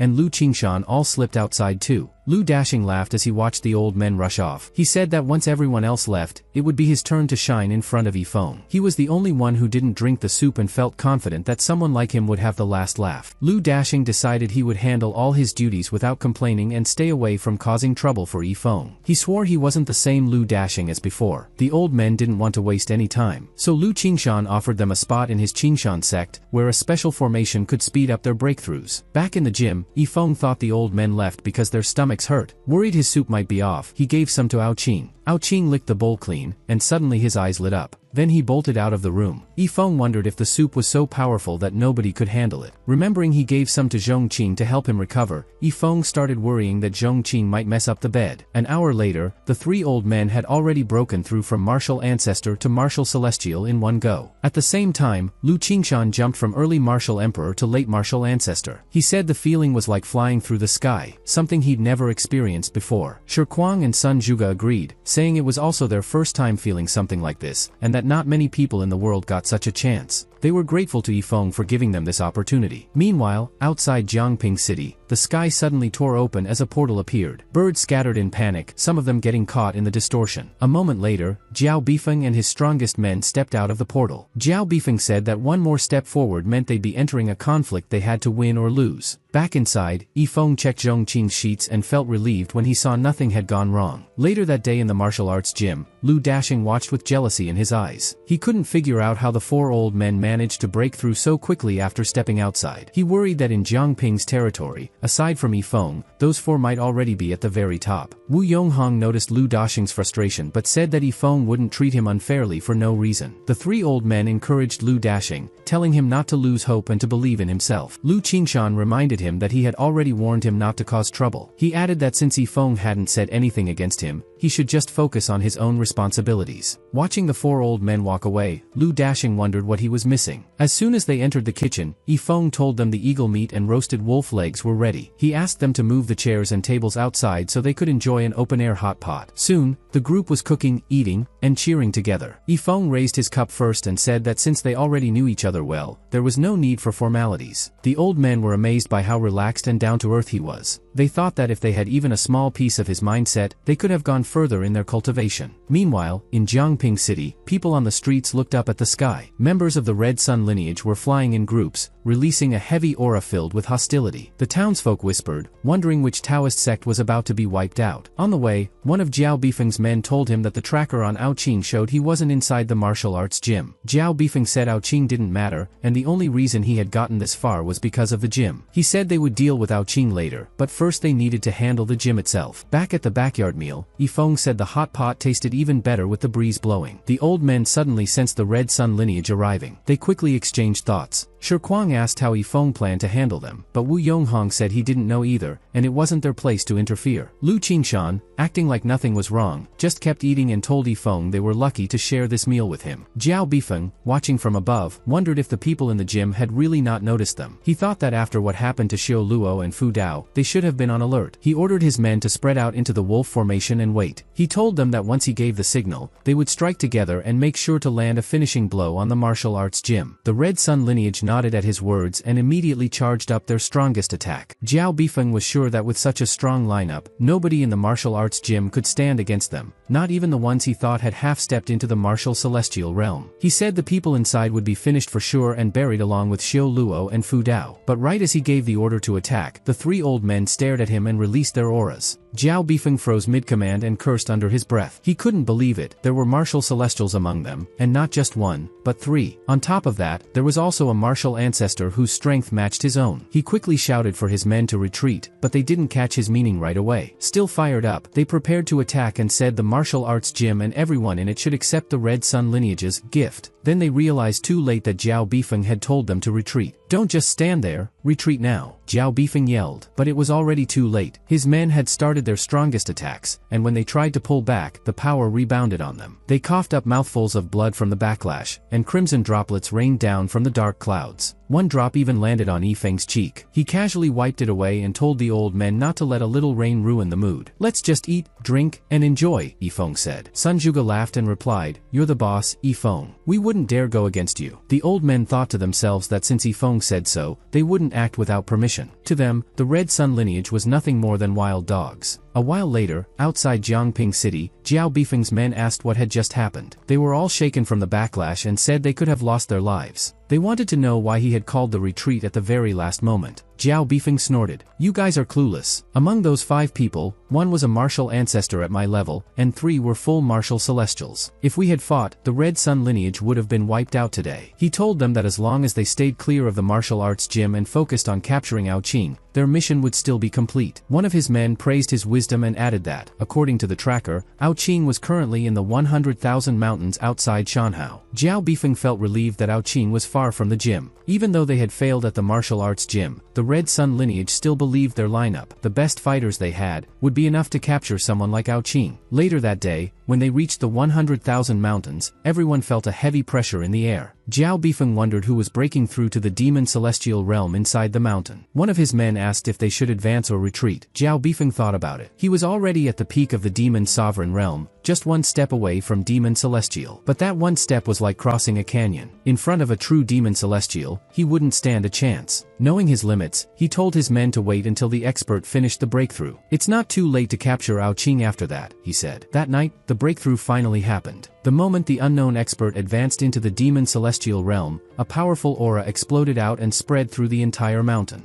Jiao Bifeng told the man next to him to check if Ao Qing was still in the mountain. The man didn't waste time and quickly caught Ao Qing's scent. A moment later he said, "Boss, Ao Qing's in the valley ahead." "Good," Jiao Bifeng said. "Lead the way. Find him fast and let's wrap this up." He then announced the start of their hunt. Led by the man with the sharpest nose, they flew toward Ao Qing. When Jiao Bifeng finally saw him, he said, "Didn't think we'd meet again like this." Ao Qing didn't answer. Jiao Bifeng laughed, thinking he was just pretending not to be scared. "Break his arms and legs," he told his men. "But leave him 1 breath so we can drag him back." He started counting down from 3. Meanwhile, back at the martial arts gym, Yifeng and Lu Qingshan were playing a wine-drinking game. Yifeng picked 3 knots, and Qingshan picked 5 chiefs. Qingshan lost, and after grumbling about it, he said, "Fine, I'll tell you guys a big story." He went on about how, back in the day, he was young and reckless, always flirting with girls. Even though he thought everyone loved him, he only had eyes for Chi from Yihong Academy. The old men told him to stop bragging, but Yifeng just thought Qingshan had a little wine and was drifting off. Qingshan pushed back, "I'm not bragging. Once, all 36 girls from Yihong house were around, and I made it through the night." The old man gasped and told him to spill the whole story. So Qingshan went into detail about his so-called glory days, from start to finish, leaving nothing out. But in the end, he said Chi was still the one he loved most. He added that Chi-Chi told him she loved her son, but he never stopped liking her. Just seeing her face made his heart race, and he even used up his dad's private money to impress her. Shirkwang cut in and said he didn't like that all of Qingshan's stories were about women. He said he was different because he trained in martial arts every day, and he was about to share his own training story. But the old men waved him off. We all have cultivation stories, they said. Wu Yonghong even asked if Shirkwang was just being boring because he didn't like women. Then Qingshan asked Yifeng if he had any stories. The old men all turned and stared at him, waiting. I don't have stories to tell here, Yifeng said. If I did, they'd be from another world. The old men froze. Another world? They said, surprised. To Yifeng, it was just normal wine talk. But the old men whispered among themselves, convinced now that Yifeng was immortal. They thought even the strongest martial expert couldn't cross into another world. Only a true immortal could. They figured just meeting an immortal was enough to brag about for a lifetime. And even if they died one day, their families could still say they worked for one, and even ate and drank at the same table. The old men, along with Uncle Wang's cattle, felt honored just to be sitting with Yifeng. They quickly asked him to share more about the world he mentioned. Yifeng waved it off and said, it's nothing special. Just treat it like a drunk man's story. He explained that in that world, there was another kind of civilization. The people there were crazy smart and had built things that could easily wipe out the whole continent. He even said they had stuff powerful enough to finish all life if they wanted. The old men broke out in a cold sweat. They were sure now that Yifeng was talking about an upper world, a place no mortal could even dream of. Their own continent was huge, and no one had ever heard of anything strong enough to erase all life. Wu Yonghong said, then you must have had a pretty high status there. Yifeng shook his head and said, not really. I was just average. The old men were stunned. To them, Yifeng already felt like an immortal, and yet he called himself average. They started wondering how powerful the people in that world really were. Maybe they were all immortals. Maybe compared to them, their own lives were nothing. Lu Qingshan leaned in and said, can you tell us more of your legendary story? Yifeng said, there aren't legends in that world, just stories. Back when I was young, I relied on my looks. I was juggling a few girls from different cities, thousands of miles apart, all at the same time. The old men stared at him in disbelief. For them, traveling 1,000 miles was a big deal. But talking with several girls across that kind of distance at once? They thought it had to be some powerful martial skill that twisted space. Yifeng just thought to himself that the habits of his old world were still stuck deep in him. The old man whispered, Yifeng is terrifying. Yifeng laughed and said, there's nothing terrifying about it. Back there, everyone had these things called mobile phones. It was just basic stuff. But the old men were convinced. They said, if that's the foundation of that world, then everyone there must be immortal. Yifeng sighed and said, honestly, I was considered a scumbag back then. I'd stay up all night, holding my phone, waiting for a reply, refreshing the circle of friends, trying to guess what a girl was thinking without messing it up. He added, everyone went through that stage. Scum is still scum, but hey, it was youth. Wu Yonghong asked, what's a scumbag? Yifeng replied, just take it as a compliment. Wu Yonghong nodded and said, then you're definitely a scumbag. Yifeng froze. Realizing he had just set himself up, he could only laugh at his own mistake. Meanwhile, the skeleton that was chasing butterflies suddenly froze when it heard the word scumbag. Its empty eye socket lit up like a lamp. For so long it had searched for a word that matched its vibe, and now it finally found it. That one word made it feel like it had an identity. From then on, it decided that in the name of scumbag, it would live up to the word. Back in the mountains, Jiao Bifeng gave the order to attack Ao Qing. He was confident this time there'd be no surprises. But the moment Ao Qing opened his eyes, he released a heavy aura that shook the air. Jiao Bifeng looked closer and cursed when he realized what he was sensing, the aura of a demon celestial. He couldn't believe it. How did Ao Qing suddenly become that strong? Gritting his teeth, he ordered his men to retreat. But the Red Sun lineage experts didn't listen. They had already charged up their spells, and instead of backing off, they pushed forward. Before they could even land their attacks, Ao Qing thrashed them. Their eyes went wide when they realized Ao Qing really had stepped into demon celestial level. That meant the mysterious breakthrough on the mountain was him. Ao Qing then chased after them, saying he'd entertain them since they liked to play. The Red Sun members panicked and ran, screaming, but it was useless. Ao Qing stomped them one by one. Jiao Bifeng grew furious. His supposedly strong lineup couldn't even put up a fight. He stared at Ao Qing, baring his fangs, and thought back to how everyone had once called Ao Qing a waste. Now here he was, a demon celestial. Jiao Bifeng felt gloomy at how unfair the world could be. Unable to figure out how Ao Qing had grown so fast, he could only laugh bitterly. He never imagined the one thrown out of the clan would rise this high. Then Ao Qing raised his paw. Jiao Bifeng froze as a massive energy paw slammed into the ground, tearing through trees like they were toys. Sweat poured down his face as he realized most of his demon sovereigns had been finished in one strike. Only two barely made it out alive. As Ao Qing slowly walked toward them, him, Jiao Bifeng pulled out a scroll in secret. Aoqing noticed right away. The scroll lit up, and Jiao Bifeng tossed it into the air, saying they would never forgive him. Aoqing snorted. He knew that if his breakthrough weren't still unstable, Jiao Bifeng wouldn't have escaped at all. But then Aoqing's mood shifted. He remembered the giant pot of tortoise soup Yifeng had given him. At that moment, he became certain Yifeng really cared for him. Looking back at the timing of Jiao Bifeng's attack, Aoqing realized everything had been set up perfectly by his master. Once, he had been nothing but a failure in his clan. But because of Yifeng, he not only flipped his fate, he also became someone his whole clan now had to look up to. The stronger Aoqing grew, the more he admired his master, and the more he felt Yifeng's strength guiding him. Not long after, a glowing magic circle appeared inside the Red Sun lineage. Everyone got hyped, knowing Jiao Bifeng was returning. When he stepped out, they noticed fewer people with him, but they just assumed he had crushed the martial arts gym on his own. One man confidently said Aoqing must have already been caught by Jiao Bifeng, but his words backfired, cutting right into Jiao Bifeng's pride. Jiao Bifeng then told everyone the truth. Aoqing had grown beyond their control, and he had been forced to use a teleportation scroll that had been treasured for thousands of years. As Qingqing tried to process what she just heard, Jiao Bifeng told everyone to follow him back to the main hall. Once inside, he immediately ordered someone to bring him the celestial breaker pill. An elder asked what he planned to do. Jiao Bifeng said that if they wanted to survive, they had to take down the royal family before Aoqing returned. The pill wouldn't make him a true demon celestial, but it would push him into half-celestial level, which he believed was enough to defeat Aozhong. Another elder warned that if he used their only celestial breaker pill, then no future genius in the clan would be able to break through to demon celestial. But Jiao Bifeng shut him down. He revealed that Aoqing was already in the demon celestial realm. He said if they didn't split up the royal family and grab the secret realm's resources fast, they would all be finished. Even though Qingqing was shocked at Aoqing's sudden breakthrough, she steadied herself quickly. Meanwhile, Jiao Bifeng went into seclusion. With the help of the pill, he successfully reached half-celestial level. When he came out, he wasted no time. He led the Red Sun lineage into a full-blown conflict against the royal family. The fight spread like wildfire, and in less than half a month, the vast territory of the heaven-devouring demon wolf clan was split in two. The night after Aoqing fought Jiao Bifeng, Aozhong went to visit the seer Jin Lao. Aozhong explained the civil war and told him about Jiao Bifeng's new half-celestial strength. He said that if things kept dragging on, the Red Sun lineage would eventually crush them. Jin Lao had been in seclusion for centuries, and his divination skills were the strongest in the clan. So Aozhong asked him straight, how could they get out of this crisis? When Jin Lao started snoring, Aozhong yelled at him, thinking he had just fallen asleep. But then Aozhong noticed the old man's aura and realized the divination had already started, so he had no choice but to wait. 3 hours later, Jin Lao suddenly howled and said the results were out. Aozhong stared at him, wondering if this was even the same man he knew. Jin Lao told him the only person who could save the royal family was his son. Aozhong was stunned. He thought none of his 3 sons could handle something like that. Assuming it was his eldest, he asked if Jin Lao meant him. The old man shook his head. Aozhong asked about his second son, but again Jin Lao shook his head. Deep down Aozhong already knew the answer, but he still asked if it was Aoqing. When Jin Lao hummed in agreement, Aozhong gritted his teeth. He couldn't accept that his weakest son would be the savior of the clan. He stepped forward and punched Jin Lao across the face. "What are you doing?" Jin Lao asked. Aozhong said he wasn't dumb enough to believe his most useless son could save them. Jin Lao tried to explain, but Aozhong ignored him. He said even though Aoqing had exposed the Red Sun plot, he wasn't strong enough to solve their current crisis. Then Aozhong compared Jin Lao to his own foolish father and ordered the guards to lock him up. As they dragged him out, Jin Lao warned that if Aozhong refused to believe him, he would bring disaster on the whole royal family and be remembered as a sinner. He said one day Aozhong would regret this and come back to apologize. Aozhong just said if that day really came, he'd write his name backwards. After Jin Lao was gone, Uncle Yun spoke up. He said even if Aozhong didn't believe the prophecy, Aoqing was still royal blood, so he should return and face the situation with them. Aozhong couldn't argue, so he just left the matter to Uncle Yun. The next day at Yifeng's martial arts gym, Yifeng was practicing calligraphy. Out of the 4 arts, music, chess, calligraphy, and painting, he only had calligraphy and chess left, and he was confident he'd finish them soon. Suddenly, the system chimed with a new task. Yifeng turned pale, then pouted at it. "Do you always greet me with that face?"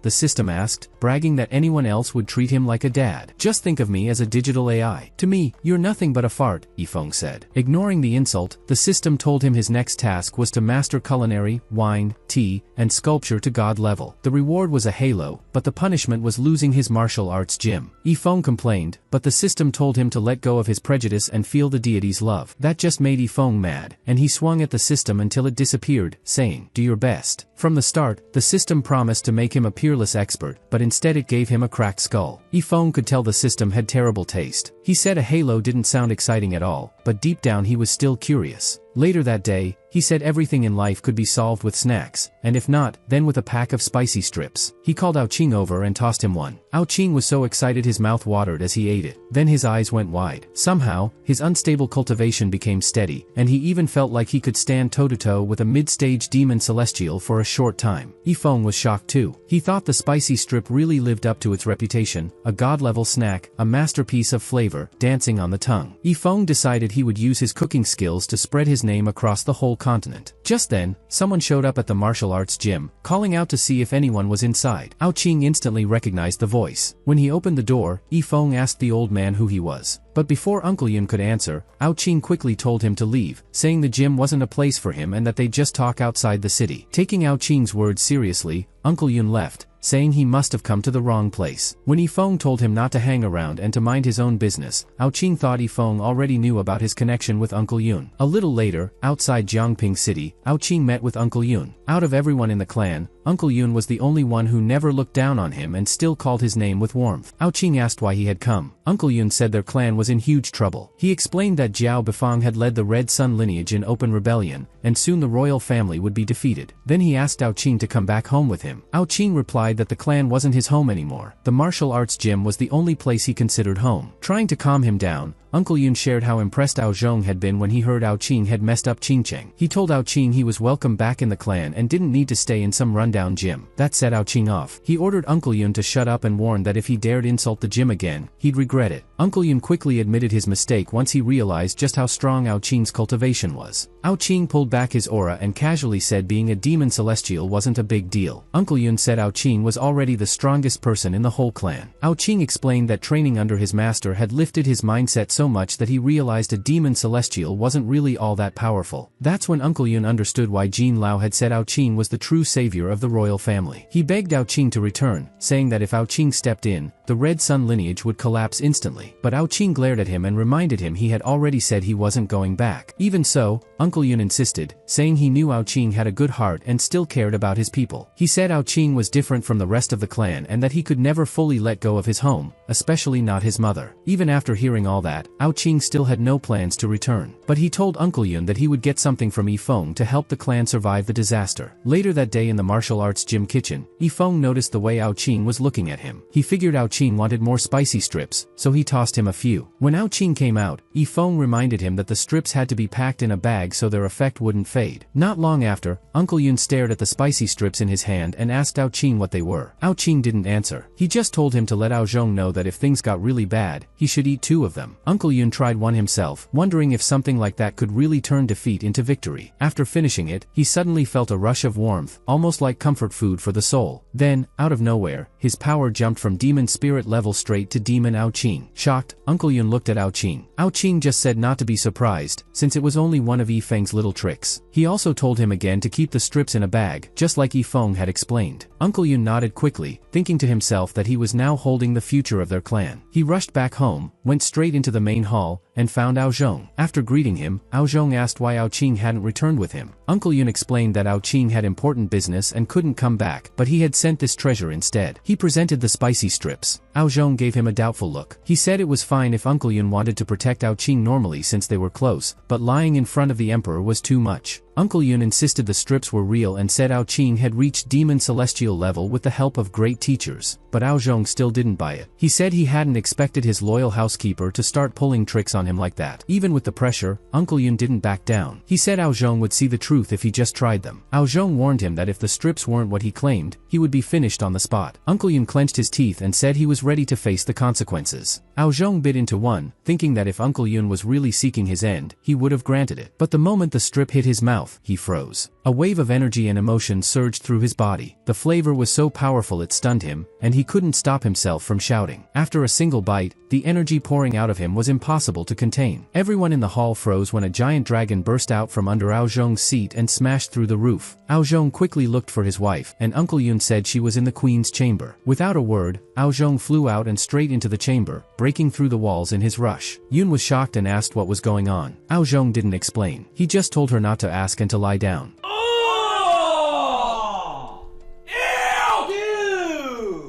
That whole night, the palace was restless. Along with Ao Zhong's rising energy, people could hear walls collapsing from time to time. By morning, everything calmed down. The spicy strips had pushed Ao Zhong past the half-celestial level, making him even stronger than other demon celestials. Ao Zhong admitted he couldn't believe Ao Qing had found such a treasure and broken through before him. He wondered what kind of master could create food with that kind of power. Then he realized he had forgotten something important. When he looked back and saw the state his wife was in, he quickly called for help. The doctor later said she was fine and just needed rest. Relieved, Ao Zhong went looking for Uncle Yun. The royal family was overjoyed to see Ao Zhong's breakthrough, believing it meant they could survive this crisis. Soon after, Uncle Yun entered the hall and handed over the rest of the spicy strips. Ao Zhong praised him, but Uncle Yun said the credit belonged to Ao Qing. Right then, a soldier rushed in and reported that the Red Sun lineage was on their way. Ao Zhong scoffed, saying the traitors must really think he was still the same weak man from a few days ago. He ordered everyone to get ready for battle. On the battlefield, the Red Sun clan and the royal family each gathered 100,000 troops across the shore. Under pressure from Ao Qing and the martial arts gym, Jiao Bifeng couldn't afford to wait anymore. He wanted to end things in one strike and take over the royal family completely. Jiao Bifeng shouted across the field that he couldn't believe Ao Zhong still dared to face him, reminding him how he ran away like a coward just days ago. He told Ao Zhong that if he surrendered, maybe he'd let him live. Ao Zhong was surprised, realizing Bifeng was trying to finish him in one move. A loud boom shook the entire battlefield as Ao Zhong blocked Bifeng's punch. Jiao Bifeng asked Ao Zhong how he had also reached the half-celestial level. Ao Zhong said if Bifeng could break through, then so could he. Ever since they were kids, neither of them wanted to fall behind the other. But in a pack of wolves, there could only be one leader. Ao Zhong bragged that from the moment they were born, it was decided he would be Ao Qing and Bifeng would be the servant. He said Bifeng wouldn't be able to stop him today and would end up buried there instead. Bifeng gritted his teeth and pulled out a small box. Ao Zhong's eyes went wide when he realized it held a berserker pill. He couldn't believe Bifeng was willing to use the Red Sun lineage's core treasure. Ao Zhong warned him that even if he won with the pill, he'd lose half his lifespan. Bifeng said he didn't care. As long as he could unify the clan under the Red Sun, it was worth it. He said that since Ao Zhong had already broken through, if he didn't finish him today, then once Ao Qing returned, the Red Sun lineage would be done for. Bifeng suddenly appeared behind Ao Zhong. The royal family shouted warnings, but it was too late. Bifeng struck Ao Zhong and sent him crashing into a rock, knocking soldiers off their feet. He rushed Ao Zhong again, not giving him a chance to breathe. Struggling, Ao Zhong tried to form a shield, but before it was complete, Bifeng broke it with a kick and landed another hit. Ao Zhong coughed heavily and complained about Bifeng having no honor. Bifeng chased him and said honor didn't matter because they were natural enemies. The berserker pill's boost would last half an hour. Ao Zhong thought if he used the Vajra shield, he could tank Bifeng's strongest attack. He'd be badly hurt but at least survive. He didn't want to eat the spicy strips because he was saving them for his family to rise again. The Vajra shield was a last resort defense, a technique for survival. Ao Zhong set it up and challenged Bifeng to hit him. As he formed seals, Bifeng told Ao Zhong the shield was useless. He said Ao Zhong had to feel pain, accept pain, and understand pain, only then would he know true peace. The royal soldiers panicked, realizing they couldn't escape. Some tried to run, but most froze. Bifeng raised his hands, and a massive fireball formed above him. It was his strongest move, atomic fusion. When he hurled it toward Ao Zhong, many soldiers just stood still, thinking everything was already over. Jiao Bifeng declared that from that day on, the Red Sun lineage would become the new royal family, and that Ao Zhong was just a stepping stone for their rise. He said not even the Vajra shield could block his attack. Uncle Yun told Ao Zhong there was no shame in retreating for now, saying he didn't have to face an opponent he couldn't beat. Ao Zhong paused, clearly annoyed, then pulled out the spicy strips. He said he would never run away. Moments later, Jiao Bifeng noticed Ao Zhong's aura shifted. He couldn't understand how Ao Zhong had suddenly reached the demon celestial realm. His own berserker pill had cost him half his lifespan just to get close to that level. So he asked what kind of treasure Ao Zhong had used. Ao Zhong just teased, saying he had hot spicy yum and that it tasted amazing. Bifeng kept saying it was impossible, but Ao Zhong replied that nothing was impossible. He told Bifeng that today would be his end. Ao Zhong casually fired an energy beam that shattered the massive fireball and hit Bifeng right after. With his last breath, Bifeng begged to know what Ao Zhong had eaten. Ao Zhong said it was the heavenly item Ao Qing had gotten for him from a powerful master, spicy strips. Bifeng shouted in disbelief until he completely vanished. His troops looked up at the sky, but there was nothing left, not even ashes. The Red Sun soldiers immediately begged Ao Zhong for mercy, saying they would surrender and serve him forever. Ao Zhong said only people who understood the flow of time and acted smartly could be called true heroes. After that battle, the inner troubles of the heaven-devouring wolves were settled. Now united, they were ready to grow stronger. Still, Qing Cheng kept wondering when things had gone wrong and where their plans had failed. Meanwhile, back at Yifeng's martial arts gym, a pair of couplets hung by the entrance. The old men standing there said they looked ordinary, but they didn't mean it. To them, Yifeng's calligraphy was a masterpiece. Each stroke felt simple, yet each character carried a different energy. Shirkwang said the most amazing part was how the meaning changed depending on the reader's state of mind. With good intentions, one could gain a lot. With bad intentions, one could lose control. Shirkwang even joked that his mom didn't need to worry about his studies anymore. Hearing their praise, Yifeng said if they liked it that much, he'd write some more for them. At that point, his calligraphy was already on par with the divine. But the old men politely declined, saying Yifeng had already given them more than 10 pieces. They admitted they hadn't even fully understood the first one yet, so more would only overwhelm them. Yifeng said he understood and wouldn't force them. The old man felt like he had seen right through them. Just then, Zhong Qing showed up, saying he had recovered and could help with the farm work. Yifeng told him their gym didn't have disciples yet and lacked a signboard, so he asked Zhong Qing to come with him. He promised to turn him into a truly extraordinary martial arts warrior. The old men were jealous, saying they also wanted to be blessed and become extraordinary. Not long after, Yifeng told Zhong Qing that his sword style, which only had 3 moves, was already on par with the gods. Zhong Qing asked what the 3 moves were. Yifeng said, cleave, slash, and chop. Zhong Qing thought about it. He couldn't say they were exactly the same, but he also couldn't say there was any difference. Yifeng explained that all the variations came from those 3 moves, and as long as Zhong Qing mastered them, he could swing his sword freely. He said if Zhong Qing moved fast enough, opponents wouldn't even realize he was repeating the same tricks. Realizing the secret, Zhong Qing said, then you must be the fastest in the world. I'll aim to be the second fastest. It sounded kind of weird, but Yifeng just said he believed he could do it. Then a group of women showed up, clearly wanting to talk to Yifeng. He recognized the woman leading them. She was from Yong Academy. Yifeng asked if they were there to team up against the landlord, and said he would have helped, except her money kept disappearing like a ghost. Annoyed, the woman said they weren't there for that. They were there to collect a bill. She explained that someone from his martial arts gym, calling himself Skull Great, ate and drank at their academy, invited groups of girls, and then vanished without paying. Confused, Yifeng asked if they were mistaken. But the woman insisted, saying the guy even mentioned Yifeng's name. They said his surname was Skull, and because he claimed he could do great things, he called himself Skull Great. Yifeng wondered why these women were so worked up. Zhong Qing said there was no one like that in their gym. Yifeng backed him up, saying kids didn't lie. But the women accused Yifeng of trying to dodge the debt, asking if he thought it was easy for them to run their business, and if he really believed he could just walk off after doing all that without paying. Yifeng and Zhong Qing were stunned. Yifeng quickly explained that their gym was proper, so there was no way someone like that came from there. Just then, the women pointed at a figure nearby. That's Skull Great, they said. When Yifeng turned, he saw a skeleton already sprinting away. He cursed under his breath, realizing it was his old broken bone enemy. Furious, he yanked off his shoe and hurled it at the skeleton, hoping to finish it with nothing but footwear. The skeleton quickly jumped onto the wall and dodged Yifeng's shoe. Since the suspect escaped, the woman from Yong Academy asked if Yifeng was going to pay or not. Just like that, half of Yifeng's money was gone. He almost cried, thinking he needed a drink. Most of his savings had already been wasted because of the skeleton. When he went looking for his shoe, a pair of glowing eyes appeared inside the wall it had cracked. Nightbreeze, who was hiding there, almost had a heart attack. He thought he could sneak out of the space ring, but he didn't expect the martial arts gym to be full of overwhelming martial intent. Barely hanging on in the gaps, he was forced to watch high-level battles from afar. Nightbreeze wished the people there would pity his legs, which felt like they had been scared stiff. But then he realized this was actually a chance. The shoe itself had a hidden space inside, strong enough to block the martial intent waves in the gym. Nightbreeze crawled in, thinking if he stayed alive and safe, he could live long and easy. After a short while, the skeleton let out a loud scream as it was whipped non-stop. Yifeng asked the skeleton if it still planned to cause trouble again. The old men watching couldn't believe a creature that strong was being beaten down so badly by Yifeng. Seeing a being with godlike power unable to dodge even one of Yifeng's strikes, they became certain that Yifeng was truly unstoppable. Sunjuga said he admired the skeleton's spirit for not backing down. Then, something unusual happened. The sky rippled with a powerful aura that spread across the land. Shirkwang said either an ancient tomb had appeared or a great treasure was born. Sunjuga asked what they should do. Wu Yonghong told them there was no need to rush, since they were already following Yifeng. But the two worried they might miss out on big rewards. Wu Yonghong groaned and said even the man carrying a bucket looked smarter than them right now. He asked what treasure could compare with what Yifeng already had, and reminded them of Yifeng's big chess game. He said storm clouds were rising, but what they needed to focus on was not some tiny prophecy, but Yifeng's mindset. At the same time, in the blowing snow mountain sect, a man announced that the martial saint's tomb had appeared. For this once-in-a-thousand-years chance, their young master Changkong would personally go, and his followers were told to clear the way. A group of girls cheered for Chang Kong, telling him to fly with confidence and that they would always support him. Meanwhile, in the Heavenly Sword sect, a disciple was shocked that their sect master chose to send a newly promoted female disciple. Another disciple explained it was normal, because Peng Xiener was the most talented in the whole sect. In Windcloud Valley, things were moving too. A woman asked a man she called Uncle Lin how the preparations were going. Uncle Lin said they had already notified the Qingshan sect and would probably get a reply the next day. The woman he was bowing to was actually the Holy Maiden. The vision in the sky lasted for 3 days. Over in the Qingshan sect, Lu Qingshan sat at the top seat, frowning as Zhu Yun gave her report. She said the light haze marked the tomb of a martial saint named Jiang Yu, who lived 10,000 years ago. She also said that many forces had already rushed into Nanxia, and Jiangping City was now full of martial masters, one practically every 10 steps. Zhu Yun reminded Lu Qingshan to watch out for a few in particular: Chang Kong, the young master of Blowing Snow Mountain, Yun Xianwang, the holy maiden of Windcloud Valley, and Peng Xiener, the Heavenly Sword sect's newest prodigy. She added that Yun Xian had sent a letter asking the Qingshan sect to cooperate with Windcloud Valley, offering them 20% of whatever they found in the tomb. Lu Qingshan said the treasures in a saint's tomb were enough to turn Jiangping City into chaos, and if they weren't careful, their sect could be wiped out. Not sure what to do, Lu Qingshan decided to ask Yifeng. Later, in the martial arts gym, Yifeng mentioned how Jiangping City was a little unsettled lately, and he'd heard the vision in the sky came from some kind of tomb. Just then, Lu Qingshan arrived. When Yifeng asked his opinion, Lu Qingshan said Yifeng probably already knew why he came. He admitted he didn't have any strong opinion of his own and just wanted to hear what Yifeng thought. Yifeng casually said those tombs were just good for some fun and excitement, since places like that always drew a lively crowd. Lu Qingshan thought Yifeng really didn't care about those kinds of tombs. But he also knew his sect couldn't just sit back or they'd fall behind. So he admitted he wanted to go and asked again what Yifeng thought. Yifeng didn't answer, he just shook his head. That startled Lu Qingshan. Ever since meeting Yifeng, things always seemed to play out the way Yifeng predicted, like moves on a giant chessboard. So when Yifeng shook his head, his heart sank. He felt like Yifeng was warning him, but he couldn't understand. So he asked Yifeng to explain, saying he was too dumb to get the hint. Yifeng told him straight he should just forget about the tomb. He said Lu Qingshan was just a weak old man, and if he went there, he'd only get himself hurt. Lu Qingshan was shocked. He thought Yifeng was hinting that the tomb was dangerous, maybe even deadly, even for someone at the half-celestial level. Seeing Lu Qingshan's gloomy look, Yifeng thought to himself that the man really didn't understand how high the sky was. The tomb was for cultivators. If someone weak like Lu Qingshan went there, he wouldn't even know how he got finished. Lu Qingshan thanked Yifeng for the reminder and said he'd leave first since he still had business to handle. Yifeng also thanked him for the wine. Outside the martial arts gym, Lan Shui was waiting. She told Lu Qingshan their guest had already arrived. A little later, they returned to the Qingshan sect, where they were greeted by someone calling them future allies. It was Yun Xian, the holy maiden of Windcloud Valley. She told Lu Qingshan she had come to make a deal, and since he'd already read her letter, she wanted to get straight to the point. Lu Qingshan asked her to wait, saying he had already thought about it, and suggested they sit inside before he gave his answer. At that moment, Uncle Lin released his aura and asked if the Qingshan sect planned to refuse Windcloud Valley's kindness. The elders of Qingshan sect grumbled, while Lu Qingshan thought Uncle Lin was bold to show off like that in front of him. He told Uncle Lin there was no need to act polite since they came offering a big gift right away. Realizing Lu Qingshan was in the half-celestial realm, Uncle Lin was shocked. Lu Qingshan bragged that even though Qingshan's sect was small, he was only one step behind Uncle Lin. Having someone at his level in a place like Nanxia was already huge. When they realized Lu Qingshan had really reached the half-celestial realm, Yun Xian became more cautious. Lu Qingshan thought to himself that Jiangping City was basically Yifeng's home, and without Yifeng's permission, nobody could push others around. In this world, no one was above Yifeng. He believed that with Yifeng's help, even someone talentless could rise. So it wasn't strange that he had become half-celestial. Even so, Yun Xian kept trying to convince him. She said if they joined forces, they'd have a much better shot at winning treasures from Jiang Yu's tomb. Lu Qingshan told her clearly that Qingshan sect wouldn't be getting involved. When she asked if he had already teamed up with someone else, he said no, they just decided to stay away from the tomb. Since Windcloud Valley had taken care of his people before, he even advised her to stay out of it too. Thinking he just wasn't happy with the deal, Yun Xian raised his share from 20% to 30%, then to 40%. But Lu Qingshan stayed unmoved. Finally, she asked if he wanted to be on equal footing with Windcloud Valley and take half. Lu Qingshan said if she wanted to come in as a guest and have tea, she was welcome. But if it was still about Jiang Yu's tomb, she should just drop it. Yun Xian clenched her teeth and said he was a coward. She told him that even as a half-celestial, he was still just a country bumpkin. Meanwhile, outside Jiangping City, Night Breeze spotted Yun Xian and Uncle Lin. Knowing that Jiang Yu's tomb had drawn the attention of all the top forces in Nansha, he figured another messy conflict was coming. He thought about staying far away, but then the ground cracked open, and after some time, a structure slowly rose up. Night Breeze cursed under his breath. He panicked, thinking the structure had to be Jiang Yu's tomb. Right after, he felt the aura of a ton of strong cultivators rushing that way. He couldn't help but wonder if he was just the type of guy fated to spark chaos no matter where he went. Deciding it was too risky to stay on the surface, he used his earth escape technique to move underground. After a while, he suddenly popped into an open space. His eyes went wide. He had accidentally broken straight into Jiang Yu's tomb. The moment his feet hit the ground, traps activated. Arrows and axes rained down everywhere, and Night Breeze had to sprint like crazy just to make it through. He barely managed to hide in a corner, thinking about how close he was to being finished. He had already burned through 18 of his billion body doubles. That scared him, because if he lost the rest, he'd be out of luck for real. So he decided not to move an inch, saying even if he had to rot away there, he wasn't taking another step. Meanwhile, outside the tomb, Yun Xian and Uncle Lin arrived. Yun Xian said she didn't expect they'd make it there first, but Uncle Lin told her others were already around. Those others were Peng Xianer and her crew. Peng Xianer told Yun Xian she was surprised the Holy Maiden would sneak in alone. Yun Xian ignored her, but Yu Wuji jumped in and said she was just pretending not to care while only chasing profit. Then he mocked her, saying she had no man to love so she had to act like she mattered. Uncle Lin flared his aura and told Peng Xianer to control her dog. But before things went further, Chang Kong stepped in. He told Uncle Lin to save his strength since the tomb door wasn't even open yet. When Yun Xian saw Chang Kong, she wondered why the Royal Sword Sect hadn't shown up. Chang Kong said the Royal Sword Sect was always prideful, and with so many people gathering, it was normal they didn't want to play along. He added that one less group meant one less rival. Yun Xian, Peng Xianer, and Chang Kong exchanged looks. The other masters nearby all locked their eyes on Jiang Yu's tomb. Their intent was obvious. Uncle Lin asked Yun Xian when they should make their move. She told him not to rush and to just let the impatient ones go first. Right on cue, a cultivator leapt forward and slammed his cloud-flipping palm into the door. But the door didn't budge. He realized even the full strike of a martial emperor wasn't enough. Soon, more people tried hitting it, but no matter what they did, the door stayed shut. Yun Xian felt a bit relieved since, at least for now, there was no danger. Peng Xianer said there had to be a formation guarding the door. She mentioned that the Blowing Snow Mountain sect specialized in formations, especially Elder Duhan. So Peng Xianer asked Duhan to check it out. Duhan looked at Chang Kong first, and when Chang Kong nodded, Duhan began studying the door. After a while, Yun Xian asked Duhan what he had figured out. Duhan said it wasn't going to be easy to get inside. He explained that there was a yin-yang formation, a heaven gate on the surface and an earth gate underground. He said there were only two ways in. The first was to smash through it with pure force, but since the formation was set by a martial saint, no one there was strong enough. The second way was to sneak in through the earth gate. If someone managed to trigger the mechanism inside, the stone door would open. But there was a catch: only one person could go in at a time, and the earth gate was full of traps. Plus, only people who knew the earth escape technique could even find the entrance. The problem was that hardly anyone practiced it, since it wasn't very useful in fights. Meanwhile, inside the tomb, Night Breeze was chilling in a corner, half asleep and mumbling nonsense. Back outside, Peng Xianer suddenly remembered that Wuji had learned the earth escape technique. Wuji broke into a sweat, since with his weak level, anyone out there could end him in seconds. He only came to watch the fun, never thinking he'd actually get dragged into opening the gate. When the crowd started pressuring him to go, Wuji almost cried. He said no one had the right to force him and begged Peng Xianer to back him up. Even though she thought he was pathetic, Peng Xianer told him he shouldn't have refused, reminding him that she still kept him around despite his past. Wuji was stunned that she admitted she still liked him. He never expected she'd keep him close once she had moved on. But then he thought, what was the point of being liked if it just got him killed? Peng Xianer told him not to let her down, saying if he wanted to be her man, he had to show some skill. Wuji asked what she meant, and she told him not to question it. It was exactly what he thought. Even though Wuji suspected she was just using him, he agreed anyway. He said cheerfully that he'd come back as her man, not realizing she was only treating him like a fool. When Peng Xianer asked Duhan what Wuji's chances were, Duhan just shook his head. The earth gate was nothing but traps. Yun Xian and Chang Kong both worried Wuji would be finished the second he stepped in, but they still thought it was worth letting someone take the risk. Meanwhile, deeper inside the tomb, Night Breeze was celebrating. He had finally completed his 1 billion body double technique. Since he was the only one inside, he wondered if the tomb raiders would think he was some kind of ancient fossil, or worse, if the cultivators would use him as a sacrifice or turn him into a pill ingredient. Not wanting to wait around, Night Breeze decided to try messing with the buttons he found, hoping they would shut off the traps. Nightbreeze sent out 100,000 body doubles to test his theory, letting them get wiped out one after another. His chest hurt just thinking about how many doubles he had left. When his doubles pushed the buttons at the same time, the mechanism reacted, and a deep rumble shook the tomb. Outside, the stone door slowly opened. The cultivators were stunned. They couldn't believe Wuji had done it so fast, and even Ping Xianer was left in shock. Without hesitation, everyone rushed toward the tomb. Their greed took over, and chaos broke out as they fought each other for the first chance to get inside. Chang Kong asked Duhan if they should wait or go. Duhan said it didn't matter since most of the serious traps were under the Earth Gate, not in the Heaven Gate. Hearing this, even the cultivators who were hanging back decided to head in. Inside, it was madness. Conflicts broke out at the entrance, even before anyone got deeper. Someone explained that the first hall only had a handful of royal and imperial treasures, and the real treasures were deeper inside, past a corridor filled with endless traps. Chang Kong suggested working together. He told Ping Xianer and Yun Xian that if the three of them teamed up, they could pass through with fewer losses and then split things evenly. Both agreed, so they ran into the corridor together. Many cultivators had already fallen, but the three moved quickly, dodging every trap until they made it through. At the end, they entered the treasure room. Chang Kong's eyes lit up when he spotted a holy treasure, the heavenly spirit rope, famous for thousands of years. Legend said it could tie down not just a martial saint, but even a martial supreme would struggle to break free. Yun Xian found another treasure she knew, the wind and cloud pestle, passed down for tens of thousands of years. It was once the signature weapon of the Wolf Tribe's emperor. The last treasure caught Ping Xianer's attention, the divine magic scissors. Its history was even older, and rumors claimed it once took down a martial supreme. Ping Xianer said, Jiang, you must have reached the level of half a martial supreme to own all three holy treasures. Duhan added that the chamber ahead had to be the true core of Jiang Yu's tomb, and the others agreed. From the way the energy was moving, everyone could tell the core chamber had something even better inside. A group of cultivators rushed toward the holy treasures, saying they'd be happy with even a little. Chang Kong and Yun Xian wanted to move too, but their elders held them back. Peng Xianer reminded her partner that their rivals were from Blowing Snow Mountain Sect and Wind Cloud Valley. She wanted to use the reckless cultivators as test dummies, knowing that even if they grabbed the treasures, they'd never make it out of the tomb alive. Not long after, a wave of dark energy exploded, and screams filled the room. The cultivators who got close to the treasures turned into smoke, begging for help, but no one stepped forward. Duhan said the chamber had to be full of energy. Over the years, the treasures had absorbed so much of that energy that it burst out whenever someone got near. Yun Xian asked what they should do, and Uncle Lin said the only option was to wait until the energy faded on its own. The group surrounded the treasures and watched more cultivators turn into smoke. Peng Xianer said that once the energy cleared, the real fight would begin,